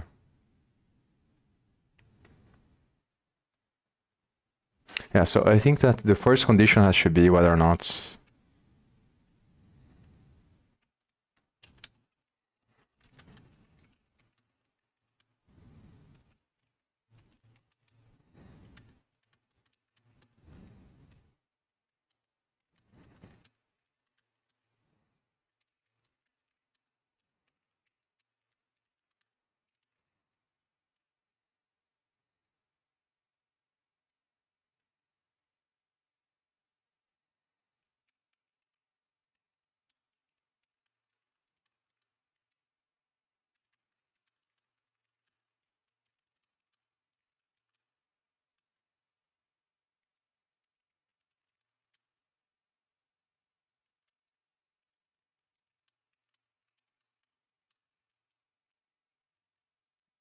Yeah, I think that's pretty much it. So check to see if the tree nodes are subspace. If it is, then the comparison of the current position will be against the subspaces of the nodes.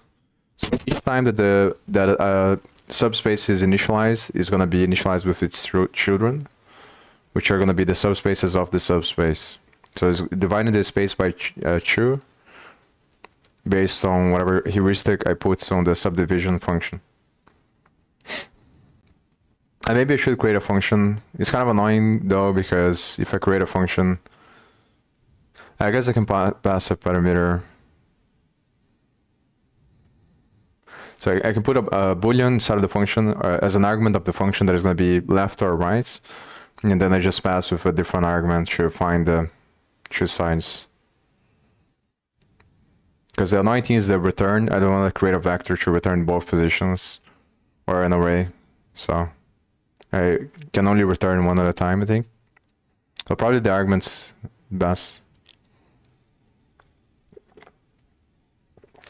But I think for this, I'm going to have to ask ChatGPT and then see if I can get good response.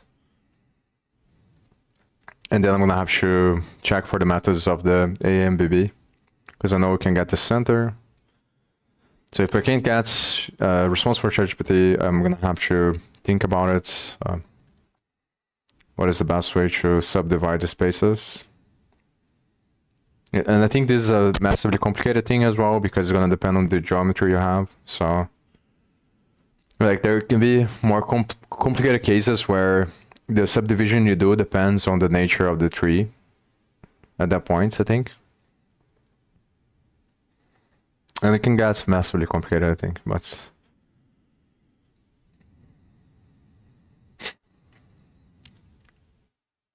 check to see person on some space.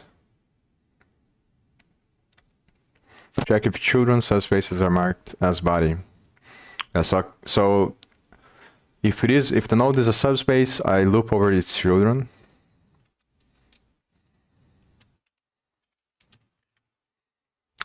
It's only going to be true, so obviously you don't need to loop.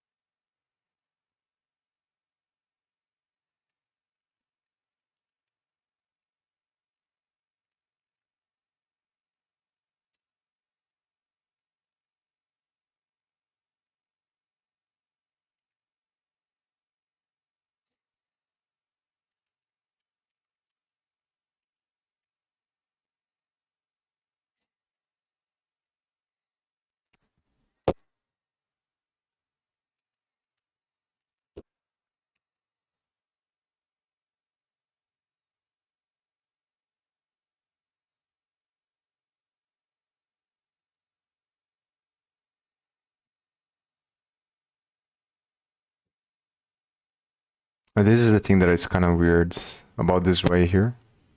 Is that the children of the children are gonna have nodes already. So the question is how to expand. So if the current child is a body, how do you expand? Do I call the function again to split the space? So yeah, maybe this shouldn't be done on the constructor. I think it's easier to think about. So it's probably easier to just check.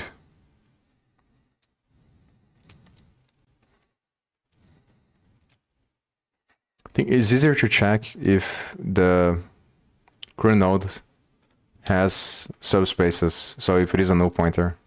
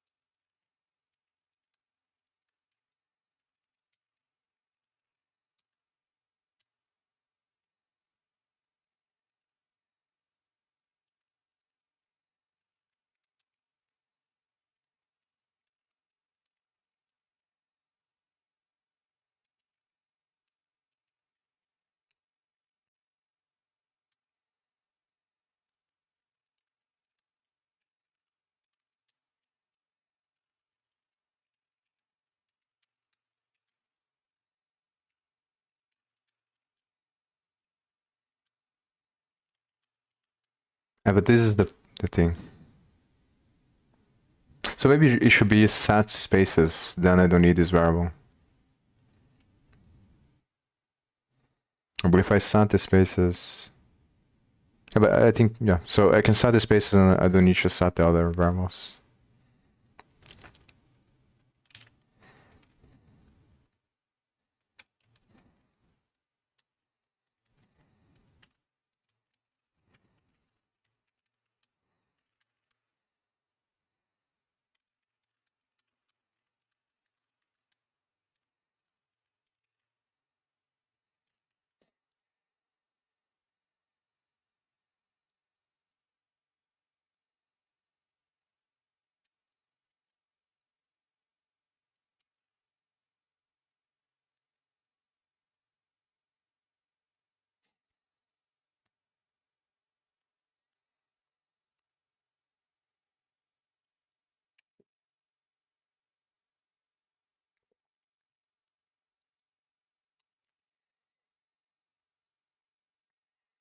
Check to see if a subspace, not a body. If it is, then the comparison of current position will be against subspaces. That is for each child of current tree node.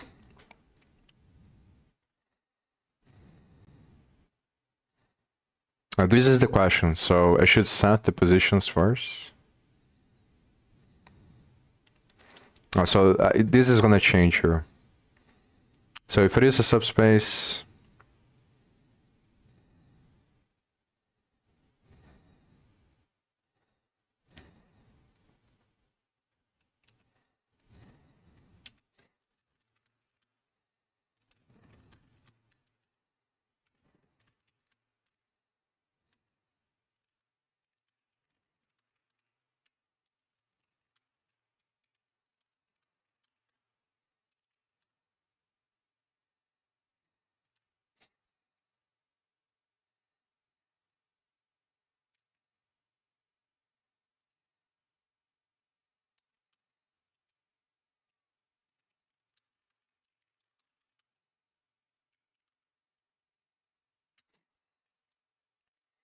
yeah, so first I check to see if the node has subspaces.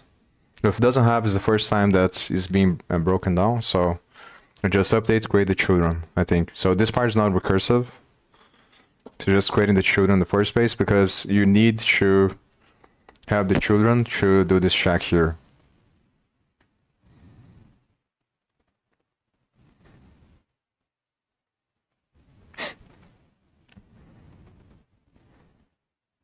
Yeah, so I think that probably solves that problem. Then if then I go over both subspaces and I check to see if there is a body. If they are a body, then I think that this is where the recursion happens, maybe.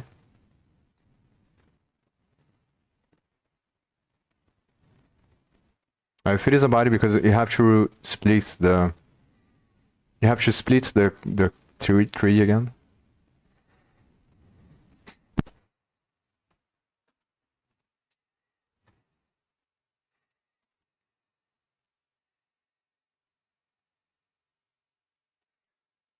But do I need to call it recursively, or I can just... I think I don't need to call it recursively. I can just set the nodes.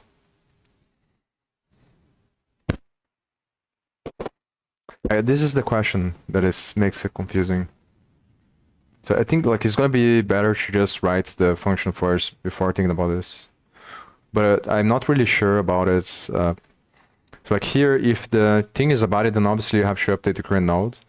And you need to split the current space into two different spaces, and then you need to check against the children of the current space whether the previous node that was the body of the current one is going to be a child of the current, in which subspace is going to be, and then you have to do the same for the other one. But I'm not really sure if because it doesn't make sense to call the function recursively. To add the node again, because then you have to traverse the tree again.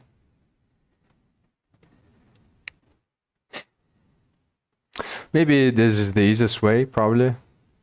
So like one way is you update the state of the current node. So change from body to subspace, create the two subspaces.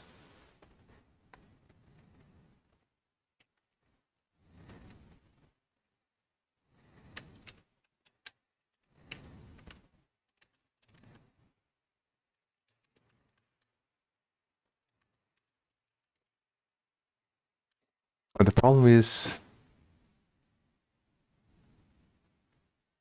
like, how do if I have the additional information of like what was the value of the mass and the position of the geometry, then I think I'm like overly complicating this. Well, yeah, let me read the article to remember the relocation thing.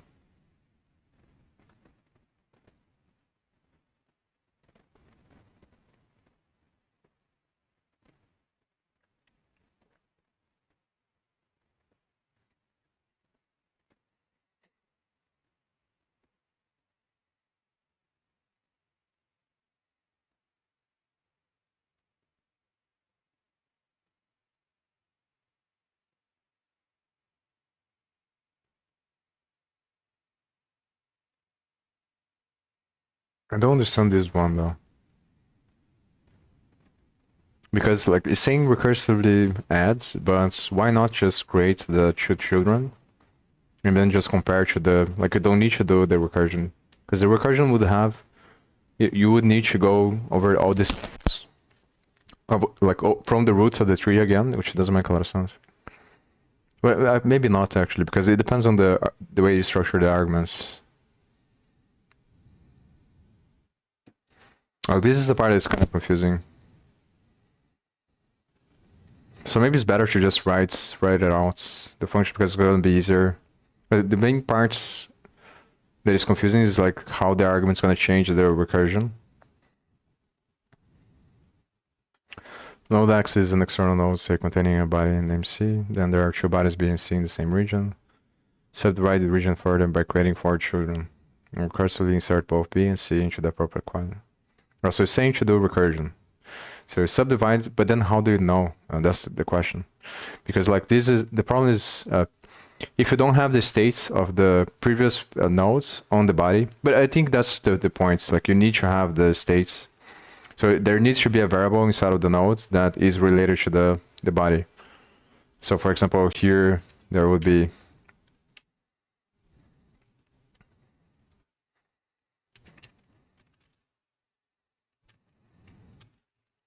like this. So this one holds the states of what node this is supposed to reflect. I think that this is the only way that makes sense, because that's the only way you're going to be able to... you can have the position as well, I think. Of only the position. I should probably put it like this. So if I put it like this, then I don't need the node ID.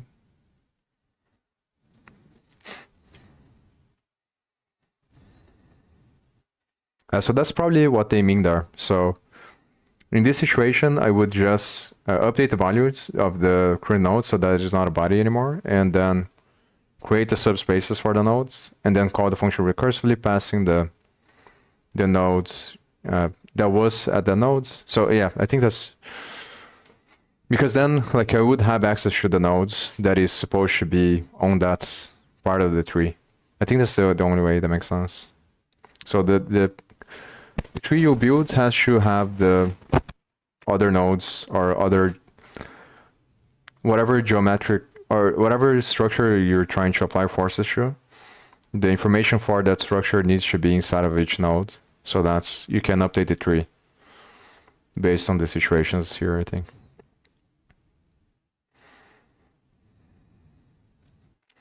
I guess the position would be the same. Yeah, so it's better to just put the node there.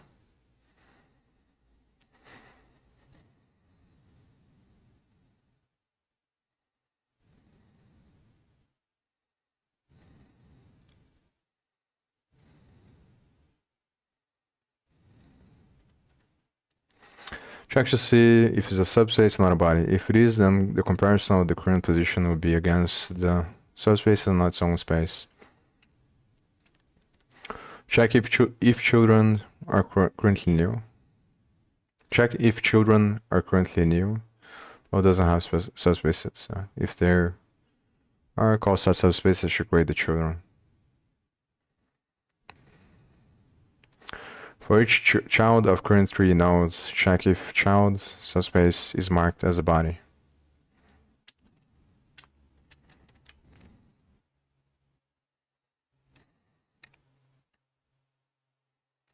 If it is, then the subdivision will happen. Change node's state to be as subspace.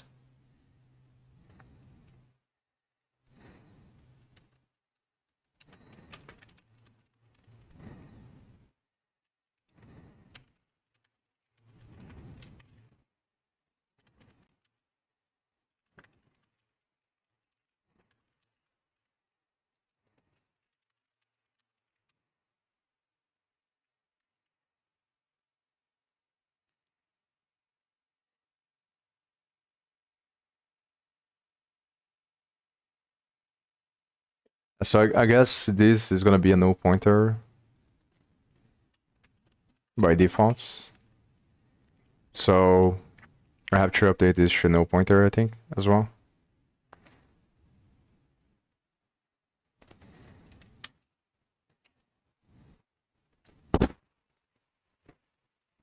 But if I update to null pointer, then how do I call recursive? That's the problem. Because if the node's gonna be a subspace, then I'm gonna have to change the value of this variable. But I have to use this variable to call the function recursively, so it's kind of weird to set the value as a null pointer after. But then if I don't set it as a null pointer, this node is going to be a subspace, but it's going to have the body, which doesn't make sense.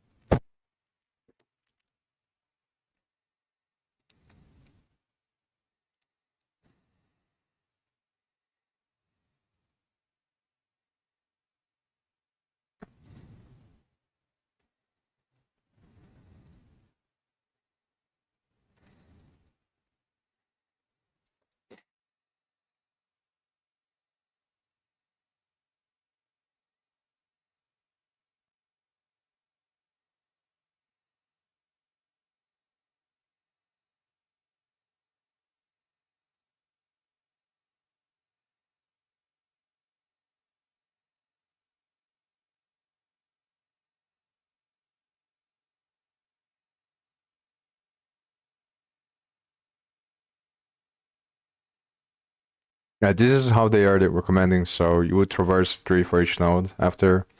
So you do one iteration to create the tree based on the geometry.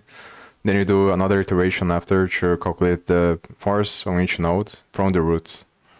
I think it's probably possible to optimize by getting the force, updating the forces of each node based on the tree states from the beginning.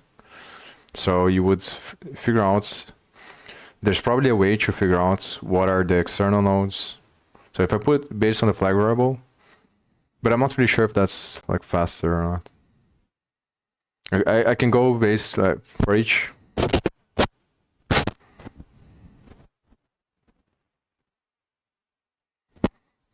Yeah, but I have to think about this, but I'll think about this later.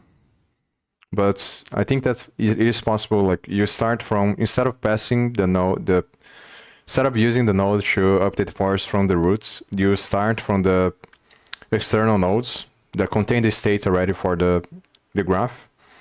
And then you find the path from that node across the tree. And then you cache the path so that the paths that are the same are not repeated. And you just have the force for that path that was cached. I think it's like way more complicated if you do like this.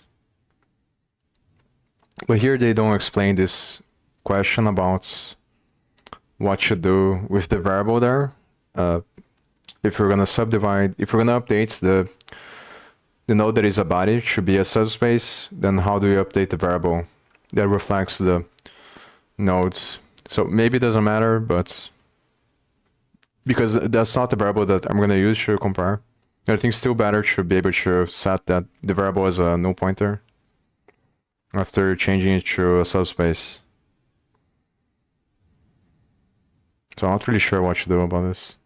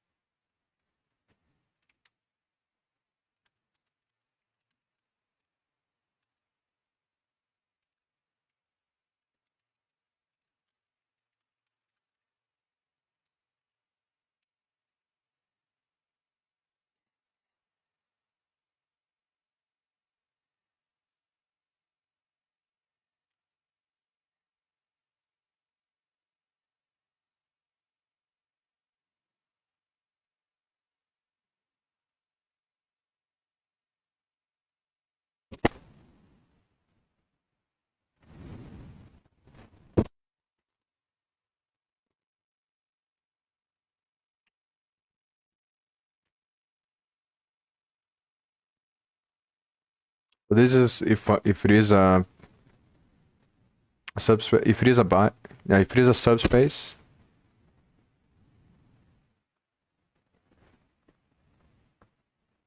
If it is a subspace, then you have to check based on the children, and the children is going to be the same check again. Just see if the subspaces of the current one are a body or a subspace. And if it is a body, you have to call recursively. If it is not a body, you just check to see if the current node fits on inside of the subspace, and if it fits, you update to true, set the nodes, set the body. The question is, do you create subspaces? Probably yes, I think. And maybe not, actually. So you don't create subspaces if it is a body.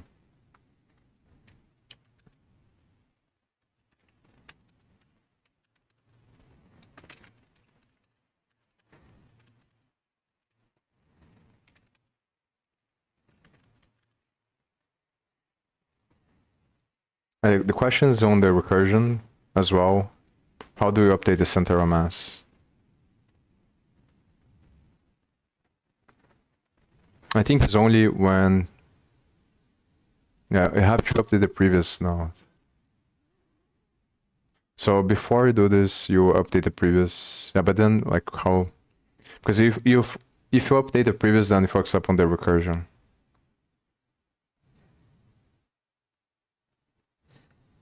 So I think it's on this one.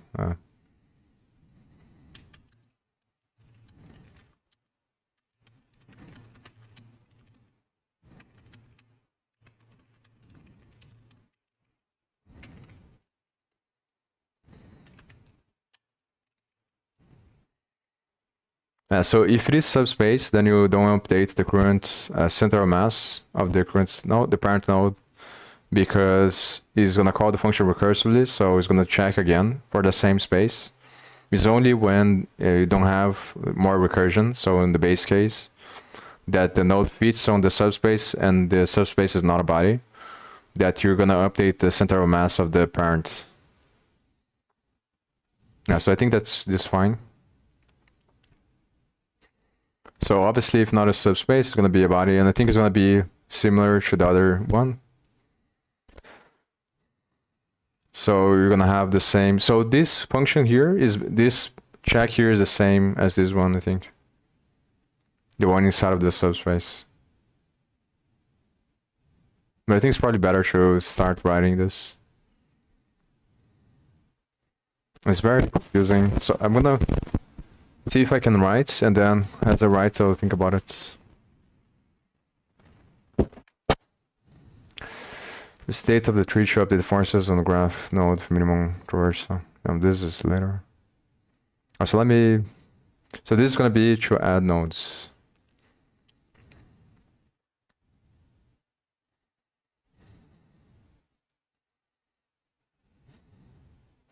So this creates based on the minimum space.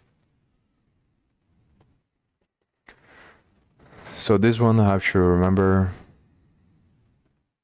how to do this. I'm pretty sure I did this on the headless thing. Let me do this.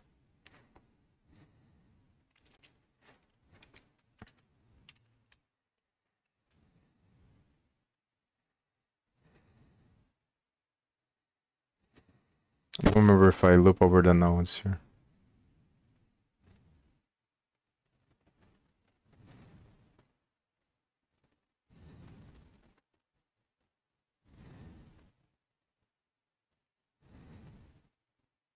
So I'm just gonna ask ChatGPT how to loop over the nodes.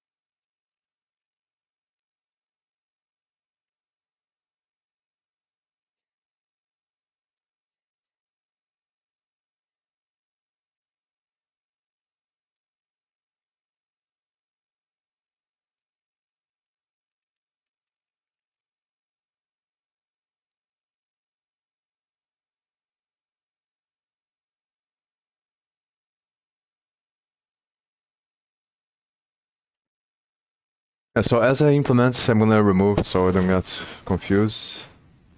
It is kind of confusing because not really. Like these two are not part of the class and the other ones are.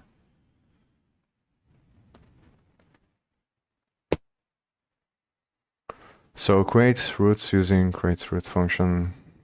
Create first space and based on minimum maximum over this. This should initialize first space. So.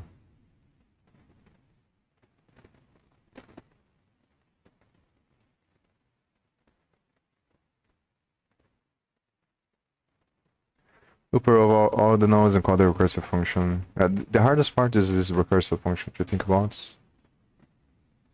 And the state of the tree. So how does it reflect the state of the tree? Loop over all the nodes and call the recursive function. Show the project, why does it build the tree first and updates first. And this, I think this is, I'm gonna check later. So I'm just gonna write the simple structure of the recursive function, and then I'm gonna look into this. Maybe it's better to just do everything first. Then once I do everything, I think about if it's possible to do this. Actually, like finish the creation of the tree first. The problem is like there's not gonna be an easy way to test this. That's the issue. So I'm not gonna, if compiles but there's a problem runtime, I'm not gonna be able to know. But I think that's probably better to, after I finish the parts of creating the tree, then I have to think about whether or not it's possible to update the tree, or if it's possible and if it's better to update the forces based on the state of the tree, so I don't have to loop over all the nodes from outside and do the calculation. And I can optimize based on the paths of the external nodes. So the question is, if you have a tree that has from the external nodes, what is the best way to update the forces based on the path of the combination of paths from one external node to all the others, I think, and based on the theta.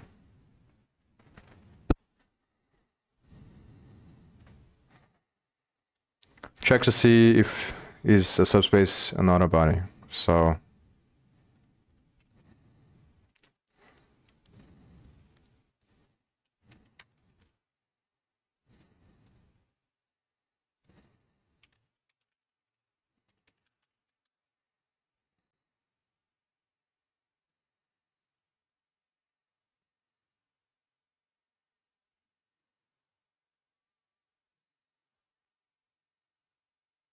I think it has to be else here, because obviously if it's not a body. Maybe it doesn't matter which way you put. It's the same. I'm gonna do this because it's easier.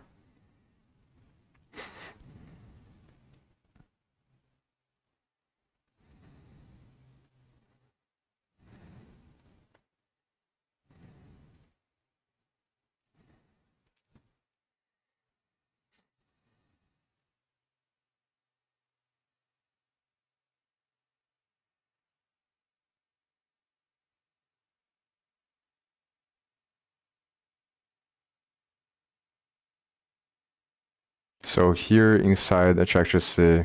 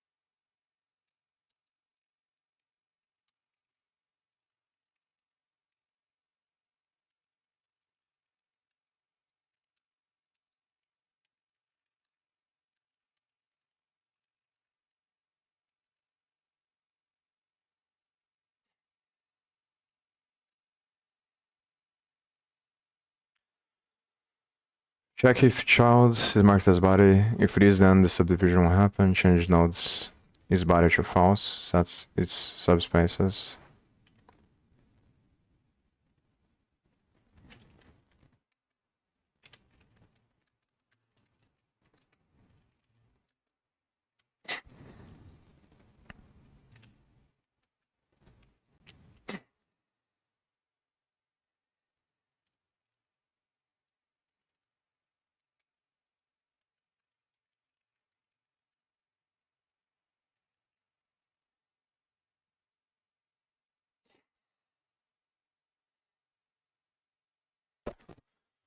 Such subspaces call function recursively for both the body of the node and the new body being added to the tree. But this is the thing though. of body or no body. Because now, so I think I should do. So the question is, when should I call the function recursively?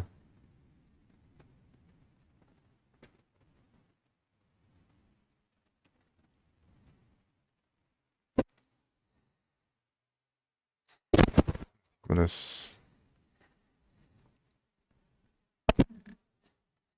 Because I'm not checking yet.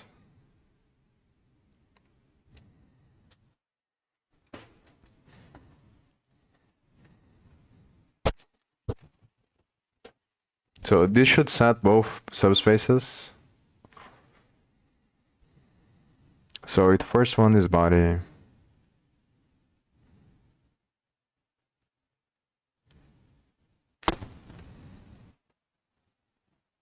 The problem is that I can't really. I have to check to see if the. But maybe that's only that only happens on the other ones. So like the problem is that I'm thinking is that I'm not checking to see if the new body position it falls under each one of the subspaces. But I think that probably makes sense because you wanna get to a point where you are on the, like if the current nodes, if the child is a body. I'm not really sure if that makes sense.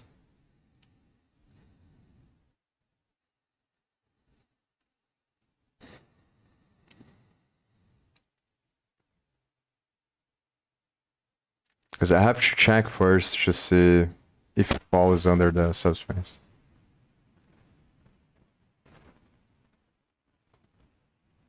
Yeah, so first, before doing this, I have to check.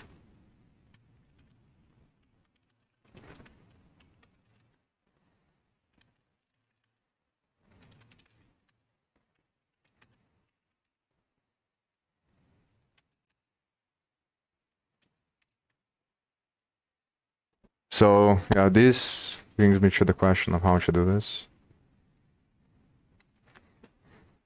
So I'm gonna write here so I can clarify. So I'm just gonna write the structure of the function so I can put the notes here, and then I'm gonna remove this part here. It's gonna be easier to understand, and then for each part here, I'm gonna look for each function that I need that I don't know how to do it yet.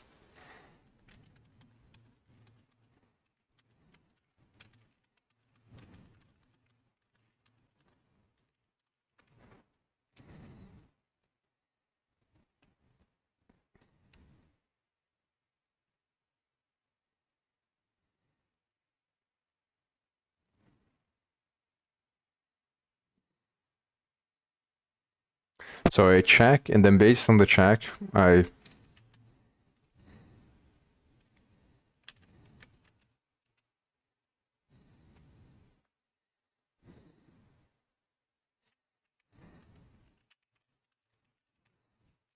because the thing is, the functionality is probably gonna be on the A and B thing.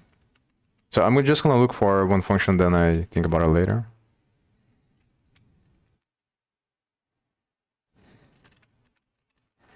Let me see.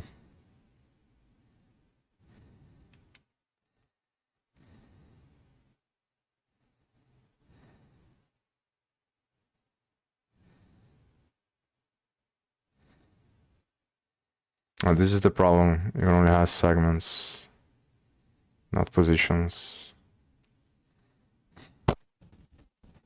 Oh, it has points. Has points. So it's probably this one. Yeah, it's probably this one.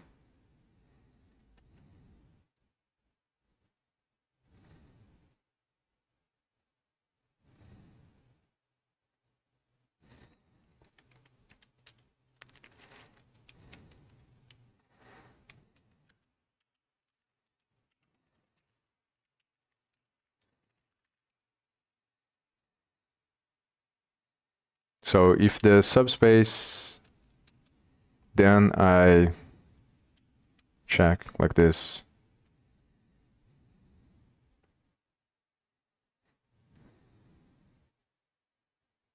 I'm not really sure if it makes sense to check here as well.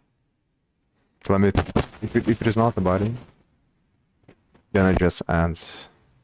So I do think it makes more sense to do like this, because then I put here like the house, and it just adds the, so here updates.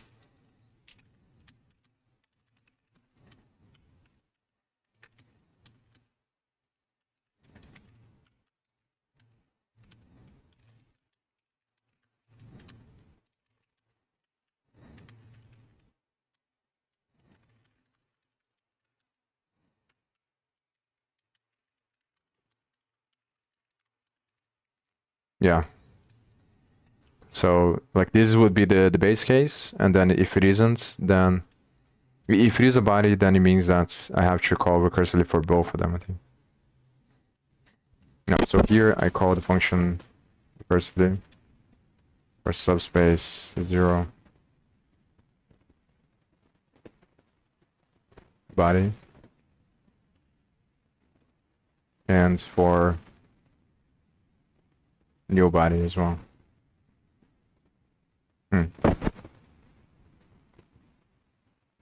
This is the issue.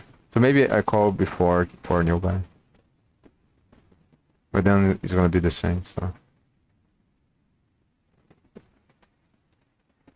no, because if I set body to false, then it's gonna be here. But then yeah, this is kind of the problem, because whatever one goes first is just gonna update the thing again. It's gonna create an infinite loop.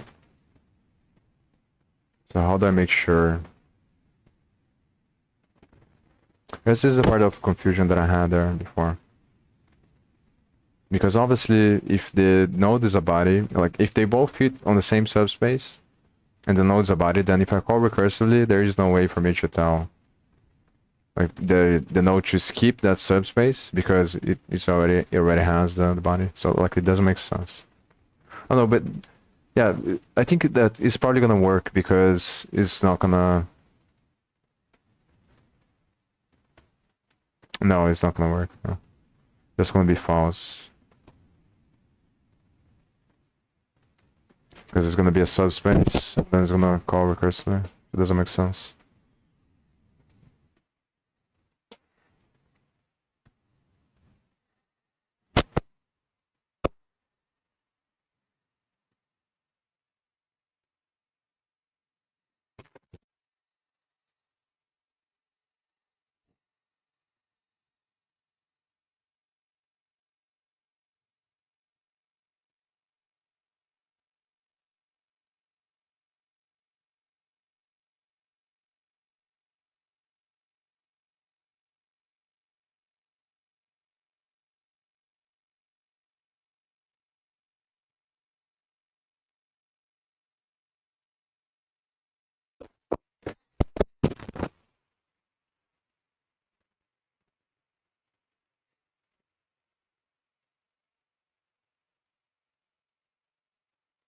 This also doesn't make any sense. I don't understand the way that they put this, because like if you're gonna update the center of mass and total mass of the internal nodes, then why call recursively?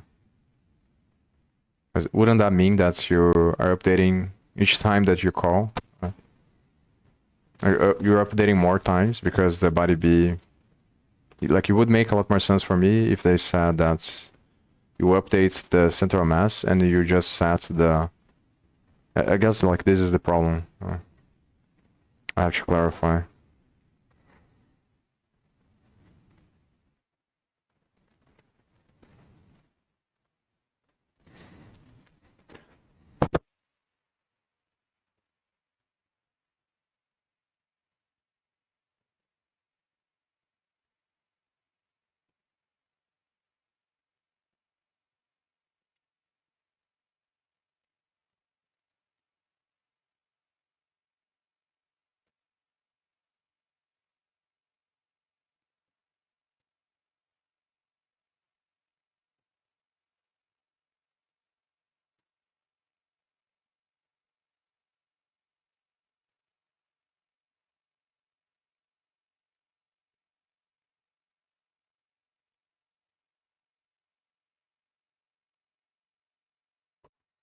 Hmm.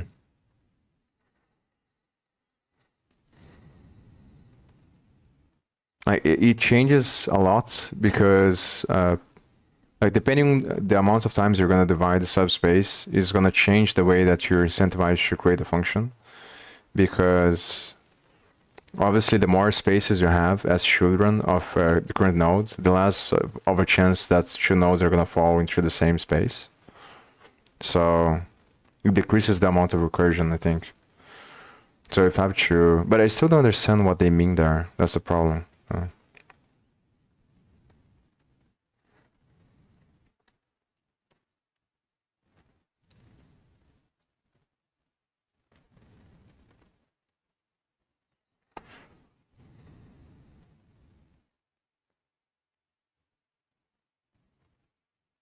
And because in this case, for example, like what if B and C are on the same quadrant again? I guess like that's what they mean by calling recursively, but then like it doesn't make sense to update the value of the subspace because then you would update twice. Because you should only update once you know that the subspace is gonna have that node as a child. But I guess like you know for sure after calls, but then like if you're gonna call recursively, but I guess it's because I'm thinking about like you're calling from the root, but that's not true. I guess that's the parts that is confusing me. So when you call recursively, it's gonna start from the points of the nodes, whatever node. Yeah, but not in the way that I did there. That's the problem. Because in the way that I'm doing here, like whatever I pass here doesn't reflect. It's always gonna go from the root of the tree. So maybe they do it in a different way.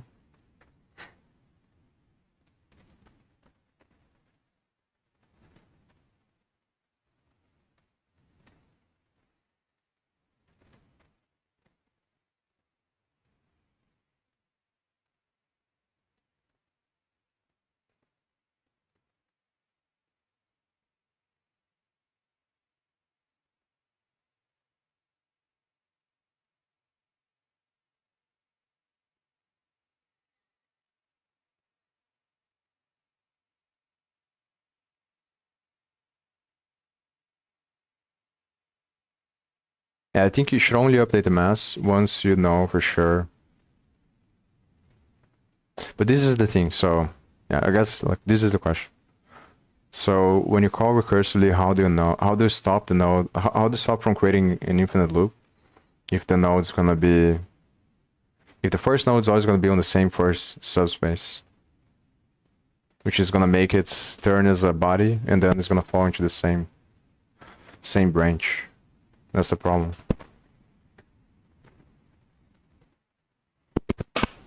Oh, but I guess this is the, so this should be avoided on the check to see if the node has subspaces.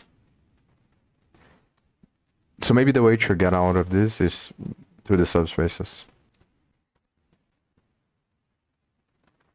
But I'm not really sure like if this makes it so that's it's more likely that you're gonna make a mistake.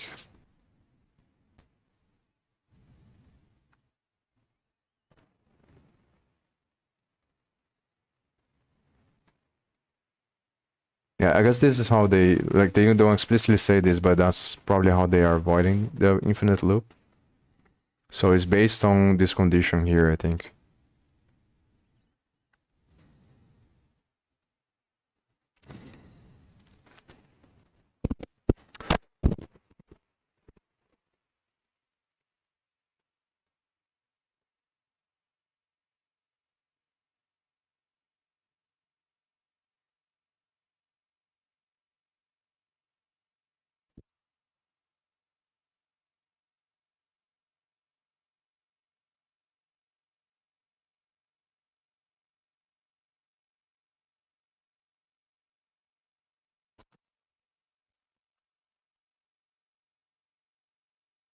And it doesn't make sense to set here because you're gonna set here anyway on the recursion.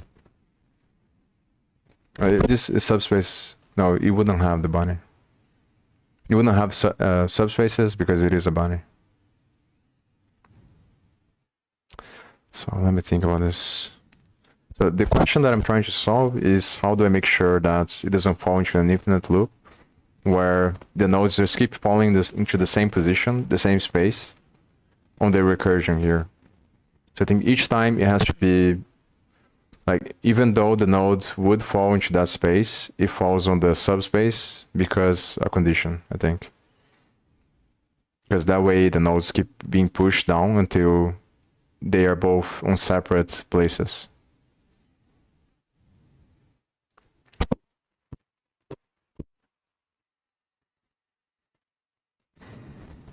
And 3 nodes.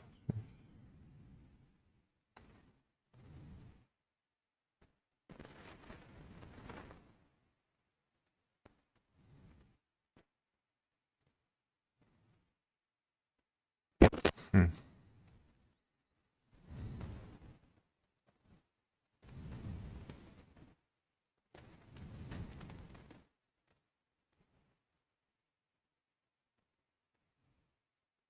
So the question is, what is the difference between this check and to check is just see if it is a body? Because I think if it is a body, then it automatically means that this is a null pointer. Because I'm only gonna set this for subspaces, I think. Yeah, but how can I think about the check there?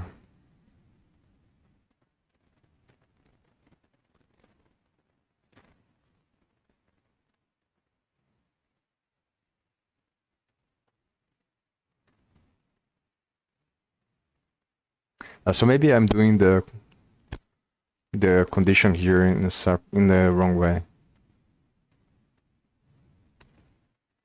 So there's like there's a bunch of different things actually.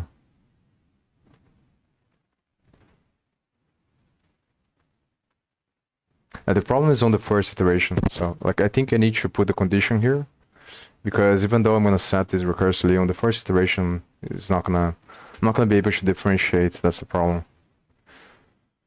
So just because it is not a body doesn't mean it has subspaces because of the first iteration. Well, let's say I keep this thing here. Then I think that this... Oh, but this is checking to see if the subspace is a body.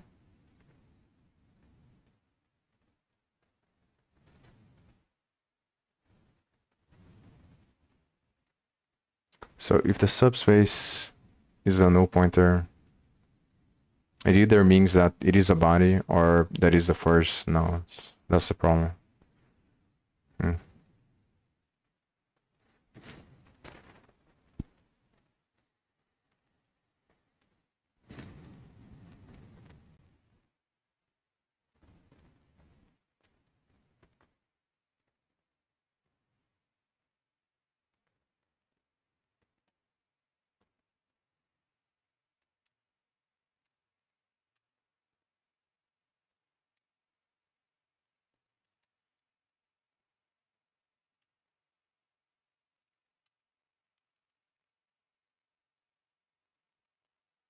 For this condition here and this one is the same, so there's probably a way to simplify this as well.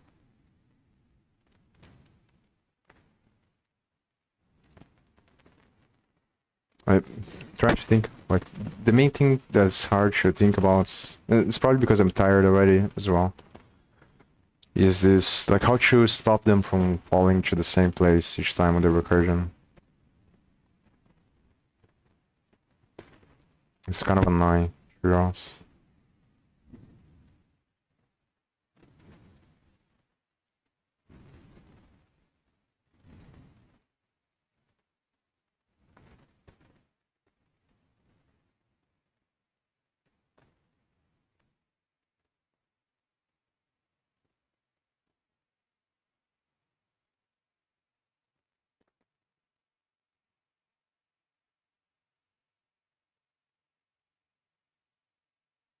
But I think it has to be based on the subspace. So automatically, I think it's based on the check. So if the node is not a body, then I have to check the subspaces. So I'm checking the subspaces instead of the current space. So it means that when the recursion is going to check the subspaces. Just not gonna fall into the same place.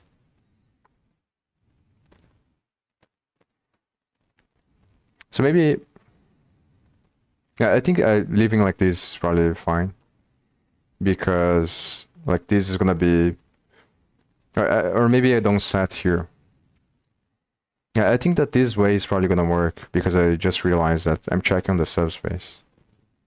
So each time the subspace is gonna be different, even though, because I'm not checking on the same spots, but it's gonna end up being the same actually, because like it's just gonna change the level of comparison. That's the problem.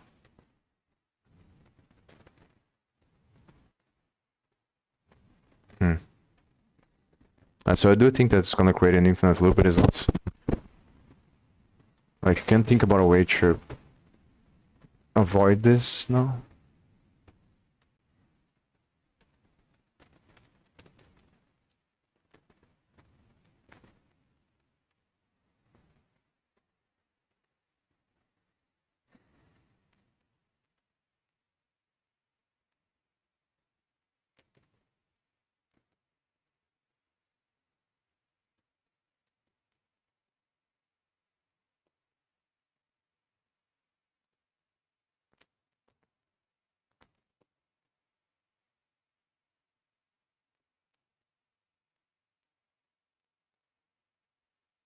Well, let me think of this.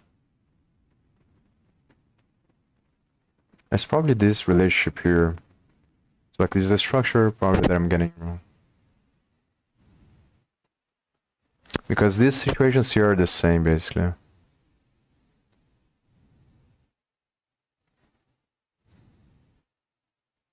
No, but the problem is that the levels, like, it's gonna fall into a circular thing, because it doesn't matter that I'm just checking the children.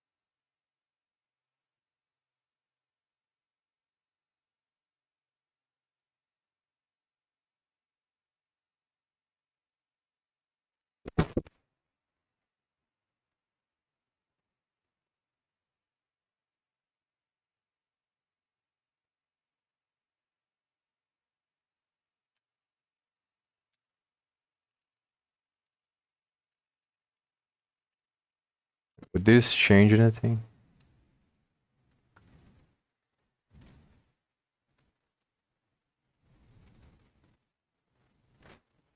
And maybe it's better to check if it is a body first.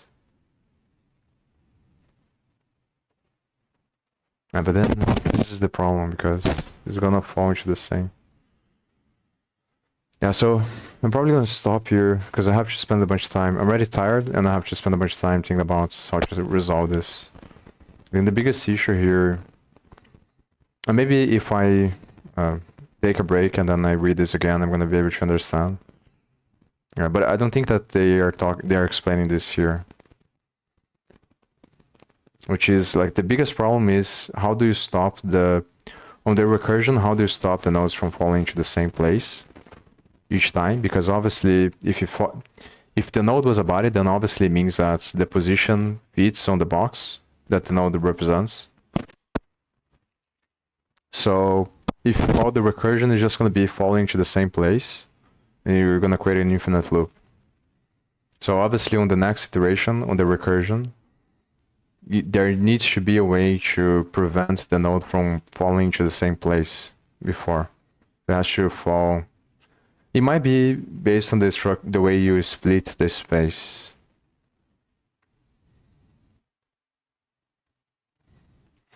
But then how do you keep track of the... Because like, in my mind, the space that the parent represents shouldn't change. It's only the state of the child that represents the subspace.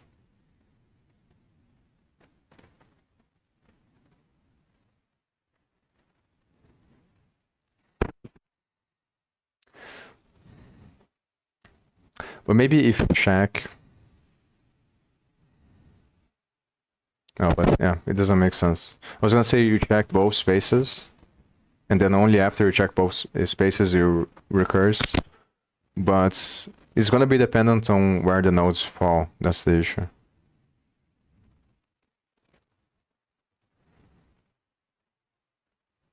So I guess this is the issue. Like, because if the node, so for example, in the first iteration, if the node A fits on the smaller square, then obviously it's gonna fit on the square of the parents.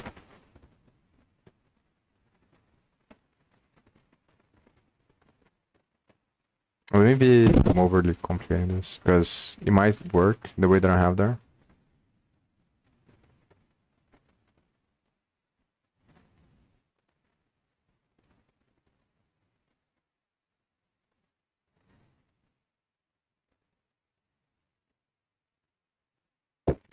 I don't think so.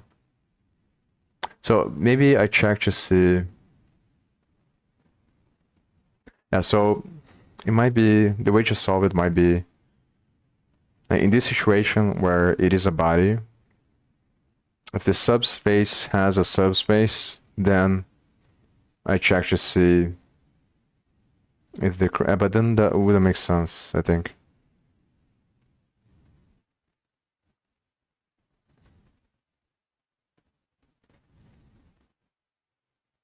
It has to be always based on the first one.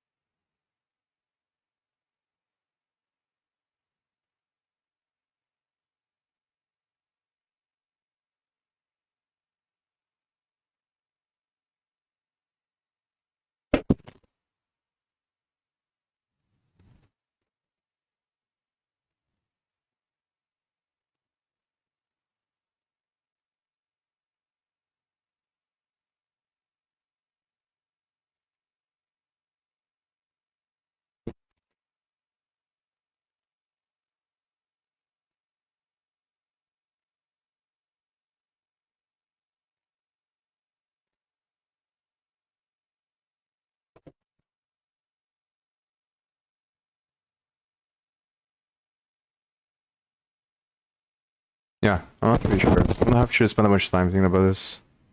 So I'm gonna stop here. Probably next time I'm gonna continue to do this. Because I can't think about it away right now. Because I think like the biggest problem is that like even though it's gonna change, because when you call this recursively, so like this situation is where when the subspace of the current space is a body, so it means that it's a nodes, and I have to update the state so I can create the subdivision of the space. So on the next iteration is going to be the same thing, but it's just going to change the level that you compare. So it's going to fall into this part of the branch here on this one for the parent. And then you're just going to set the same subspace to be a body based on this here, because this is going to fall into the same place. So once it does that, then obviously it's going to stop on this recursion. But then the problem is on the other one, because the other one's going to fall into the same situation, because this one's going to be a body. And then it's going to cause the thing to recurse again. So the issue is that like every time that you subdivide the space, you need to update the position of the body from the previous position that it was at. But the problem is, how do you implement that on the recursion? Because I think that the way is probably you have to check every time, but this is the thing, if you check for every time that the subspace has a subspace, if the space has a subspace, it doesn't matter, because it's just going to change the level of comparison. So the same problem is going to remain. So I can think about a easy way to, or any way to make sure that the node on the recursion skips the space that it was at before, so that it goes to the external space.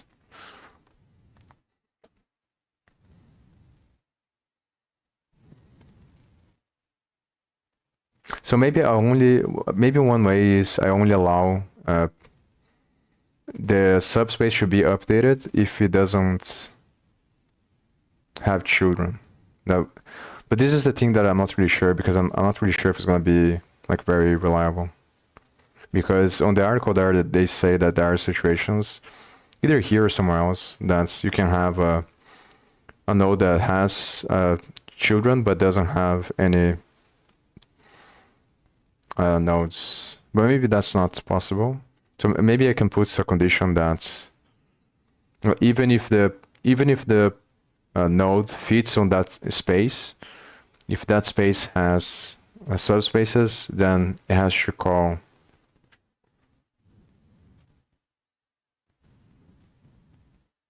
it can only update only update the state of a subspace if it doesn't have children. If it does have children, then I call recursively. Maybe that's the way to solve it. Because then when it calls in the recursion, it's going to fall into the same position, but this time the space is going to have subspaces, and it previously it didn't have because it was a body. But I'm very tired, so I'm just going to stop here. So probably next time, so either I'm going to continue to do this, or I'm going to solve this off stream, and then next time I'm going to explain how I did it. But I'm going to try to remove the stuff from here and just pass the comments inside of the structure of the function so that it's easier to think about it. And then I'm just going to clarify the helper functions that I'm going to need. I think the main one is the how to subdivide the space. So this function here, I'm going to have to implement. The other one that I'm going to have to think about is this, to update the center of mass on mass. And when to update it. And the other one, I'm going to have to see if it's right. But I think this one is probably correct. Which is to actually see if the position is inside of the box. So once I clarify these helper functions, then I'm able to do this one. Then I think it's going to become easier, but I'm going to have to spend a bunch of time thinking about whether or not it's possible to optimize this by just getting the state of the tree and updating the forces based on the state of the tree instead of having to compare on each new node again. I traverse the whole tree based on each node of the geometry again to update its forces instead of just updating the forces based on the state of the tree itself. So yeah, probably after, so the idea is probably after you, and this is going to have to run each frame, so you have to rebuild the tree each frame because the positions of the nodes change. This might be another place for where you can optimize, but it's going to be very annoying. I'm not really sure if the ROI is there. Because on the other one, I'm just recreating the tree each frame and updating the positions. But it might be worth it to think about this later. But then the only thing that I'm going to do here is probably just update forces. So here, you create the roots, then you create the tree based on the nodes, and then you update the forces on the nodes. And this should make the nodes move. So yeah, for this I'm also going to have to, I'm not really sure now, actually.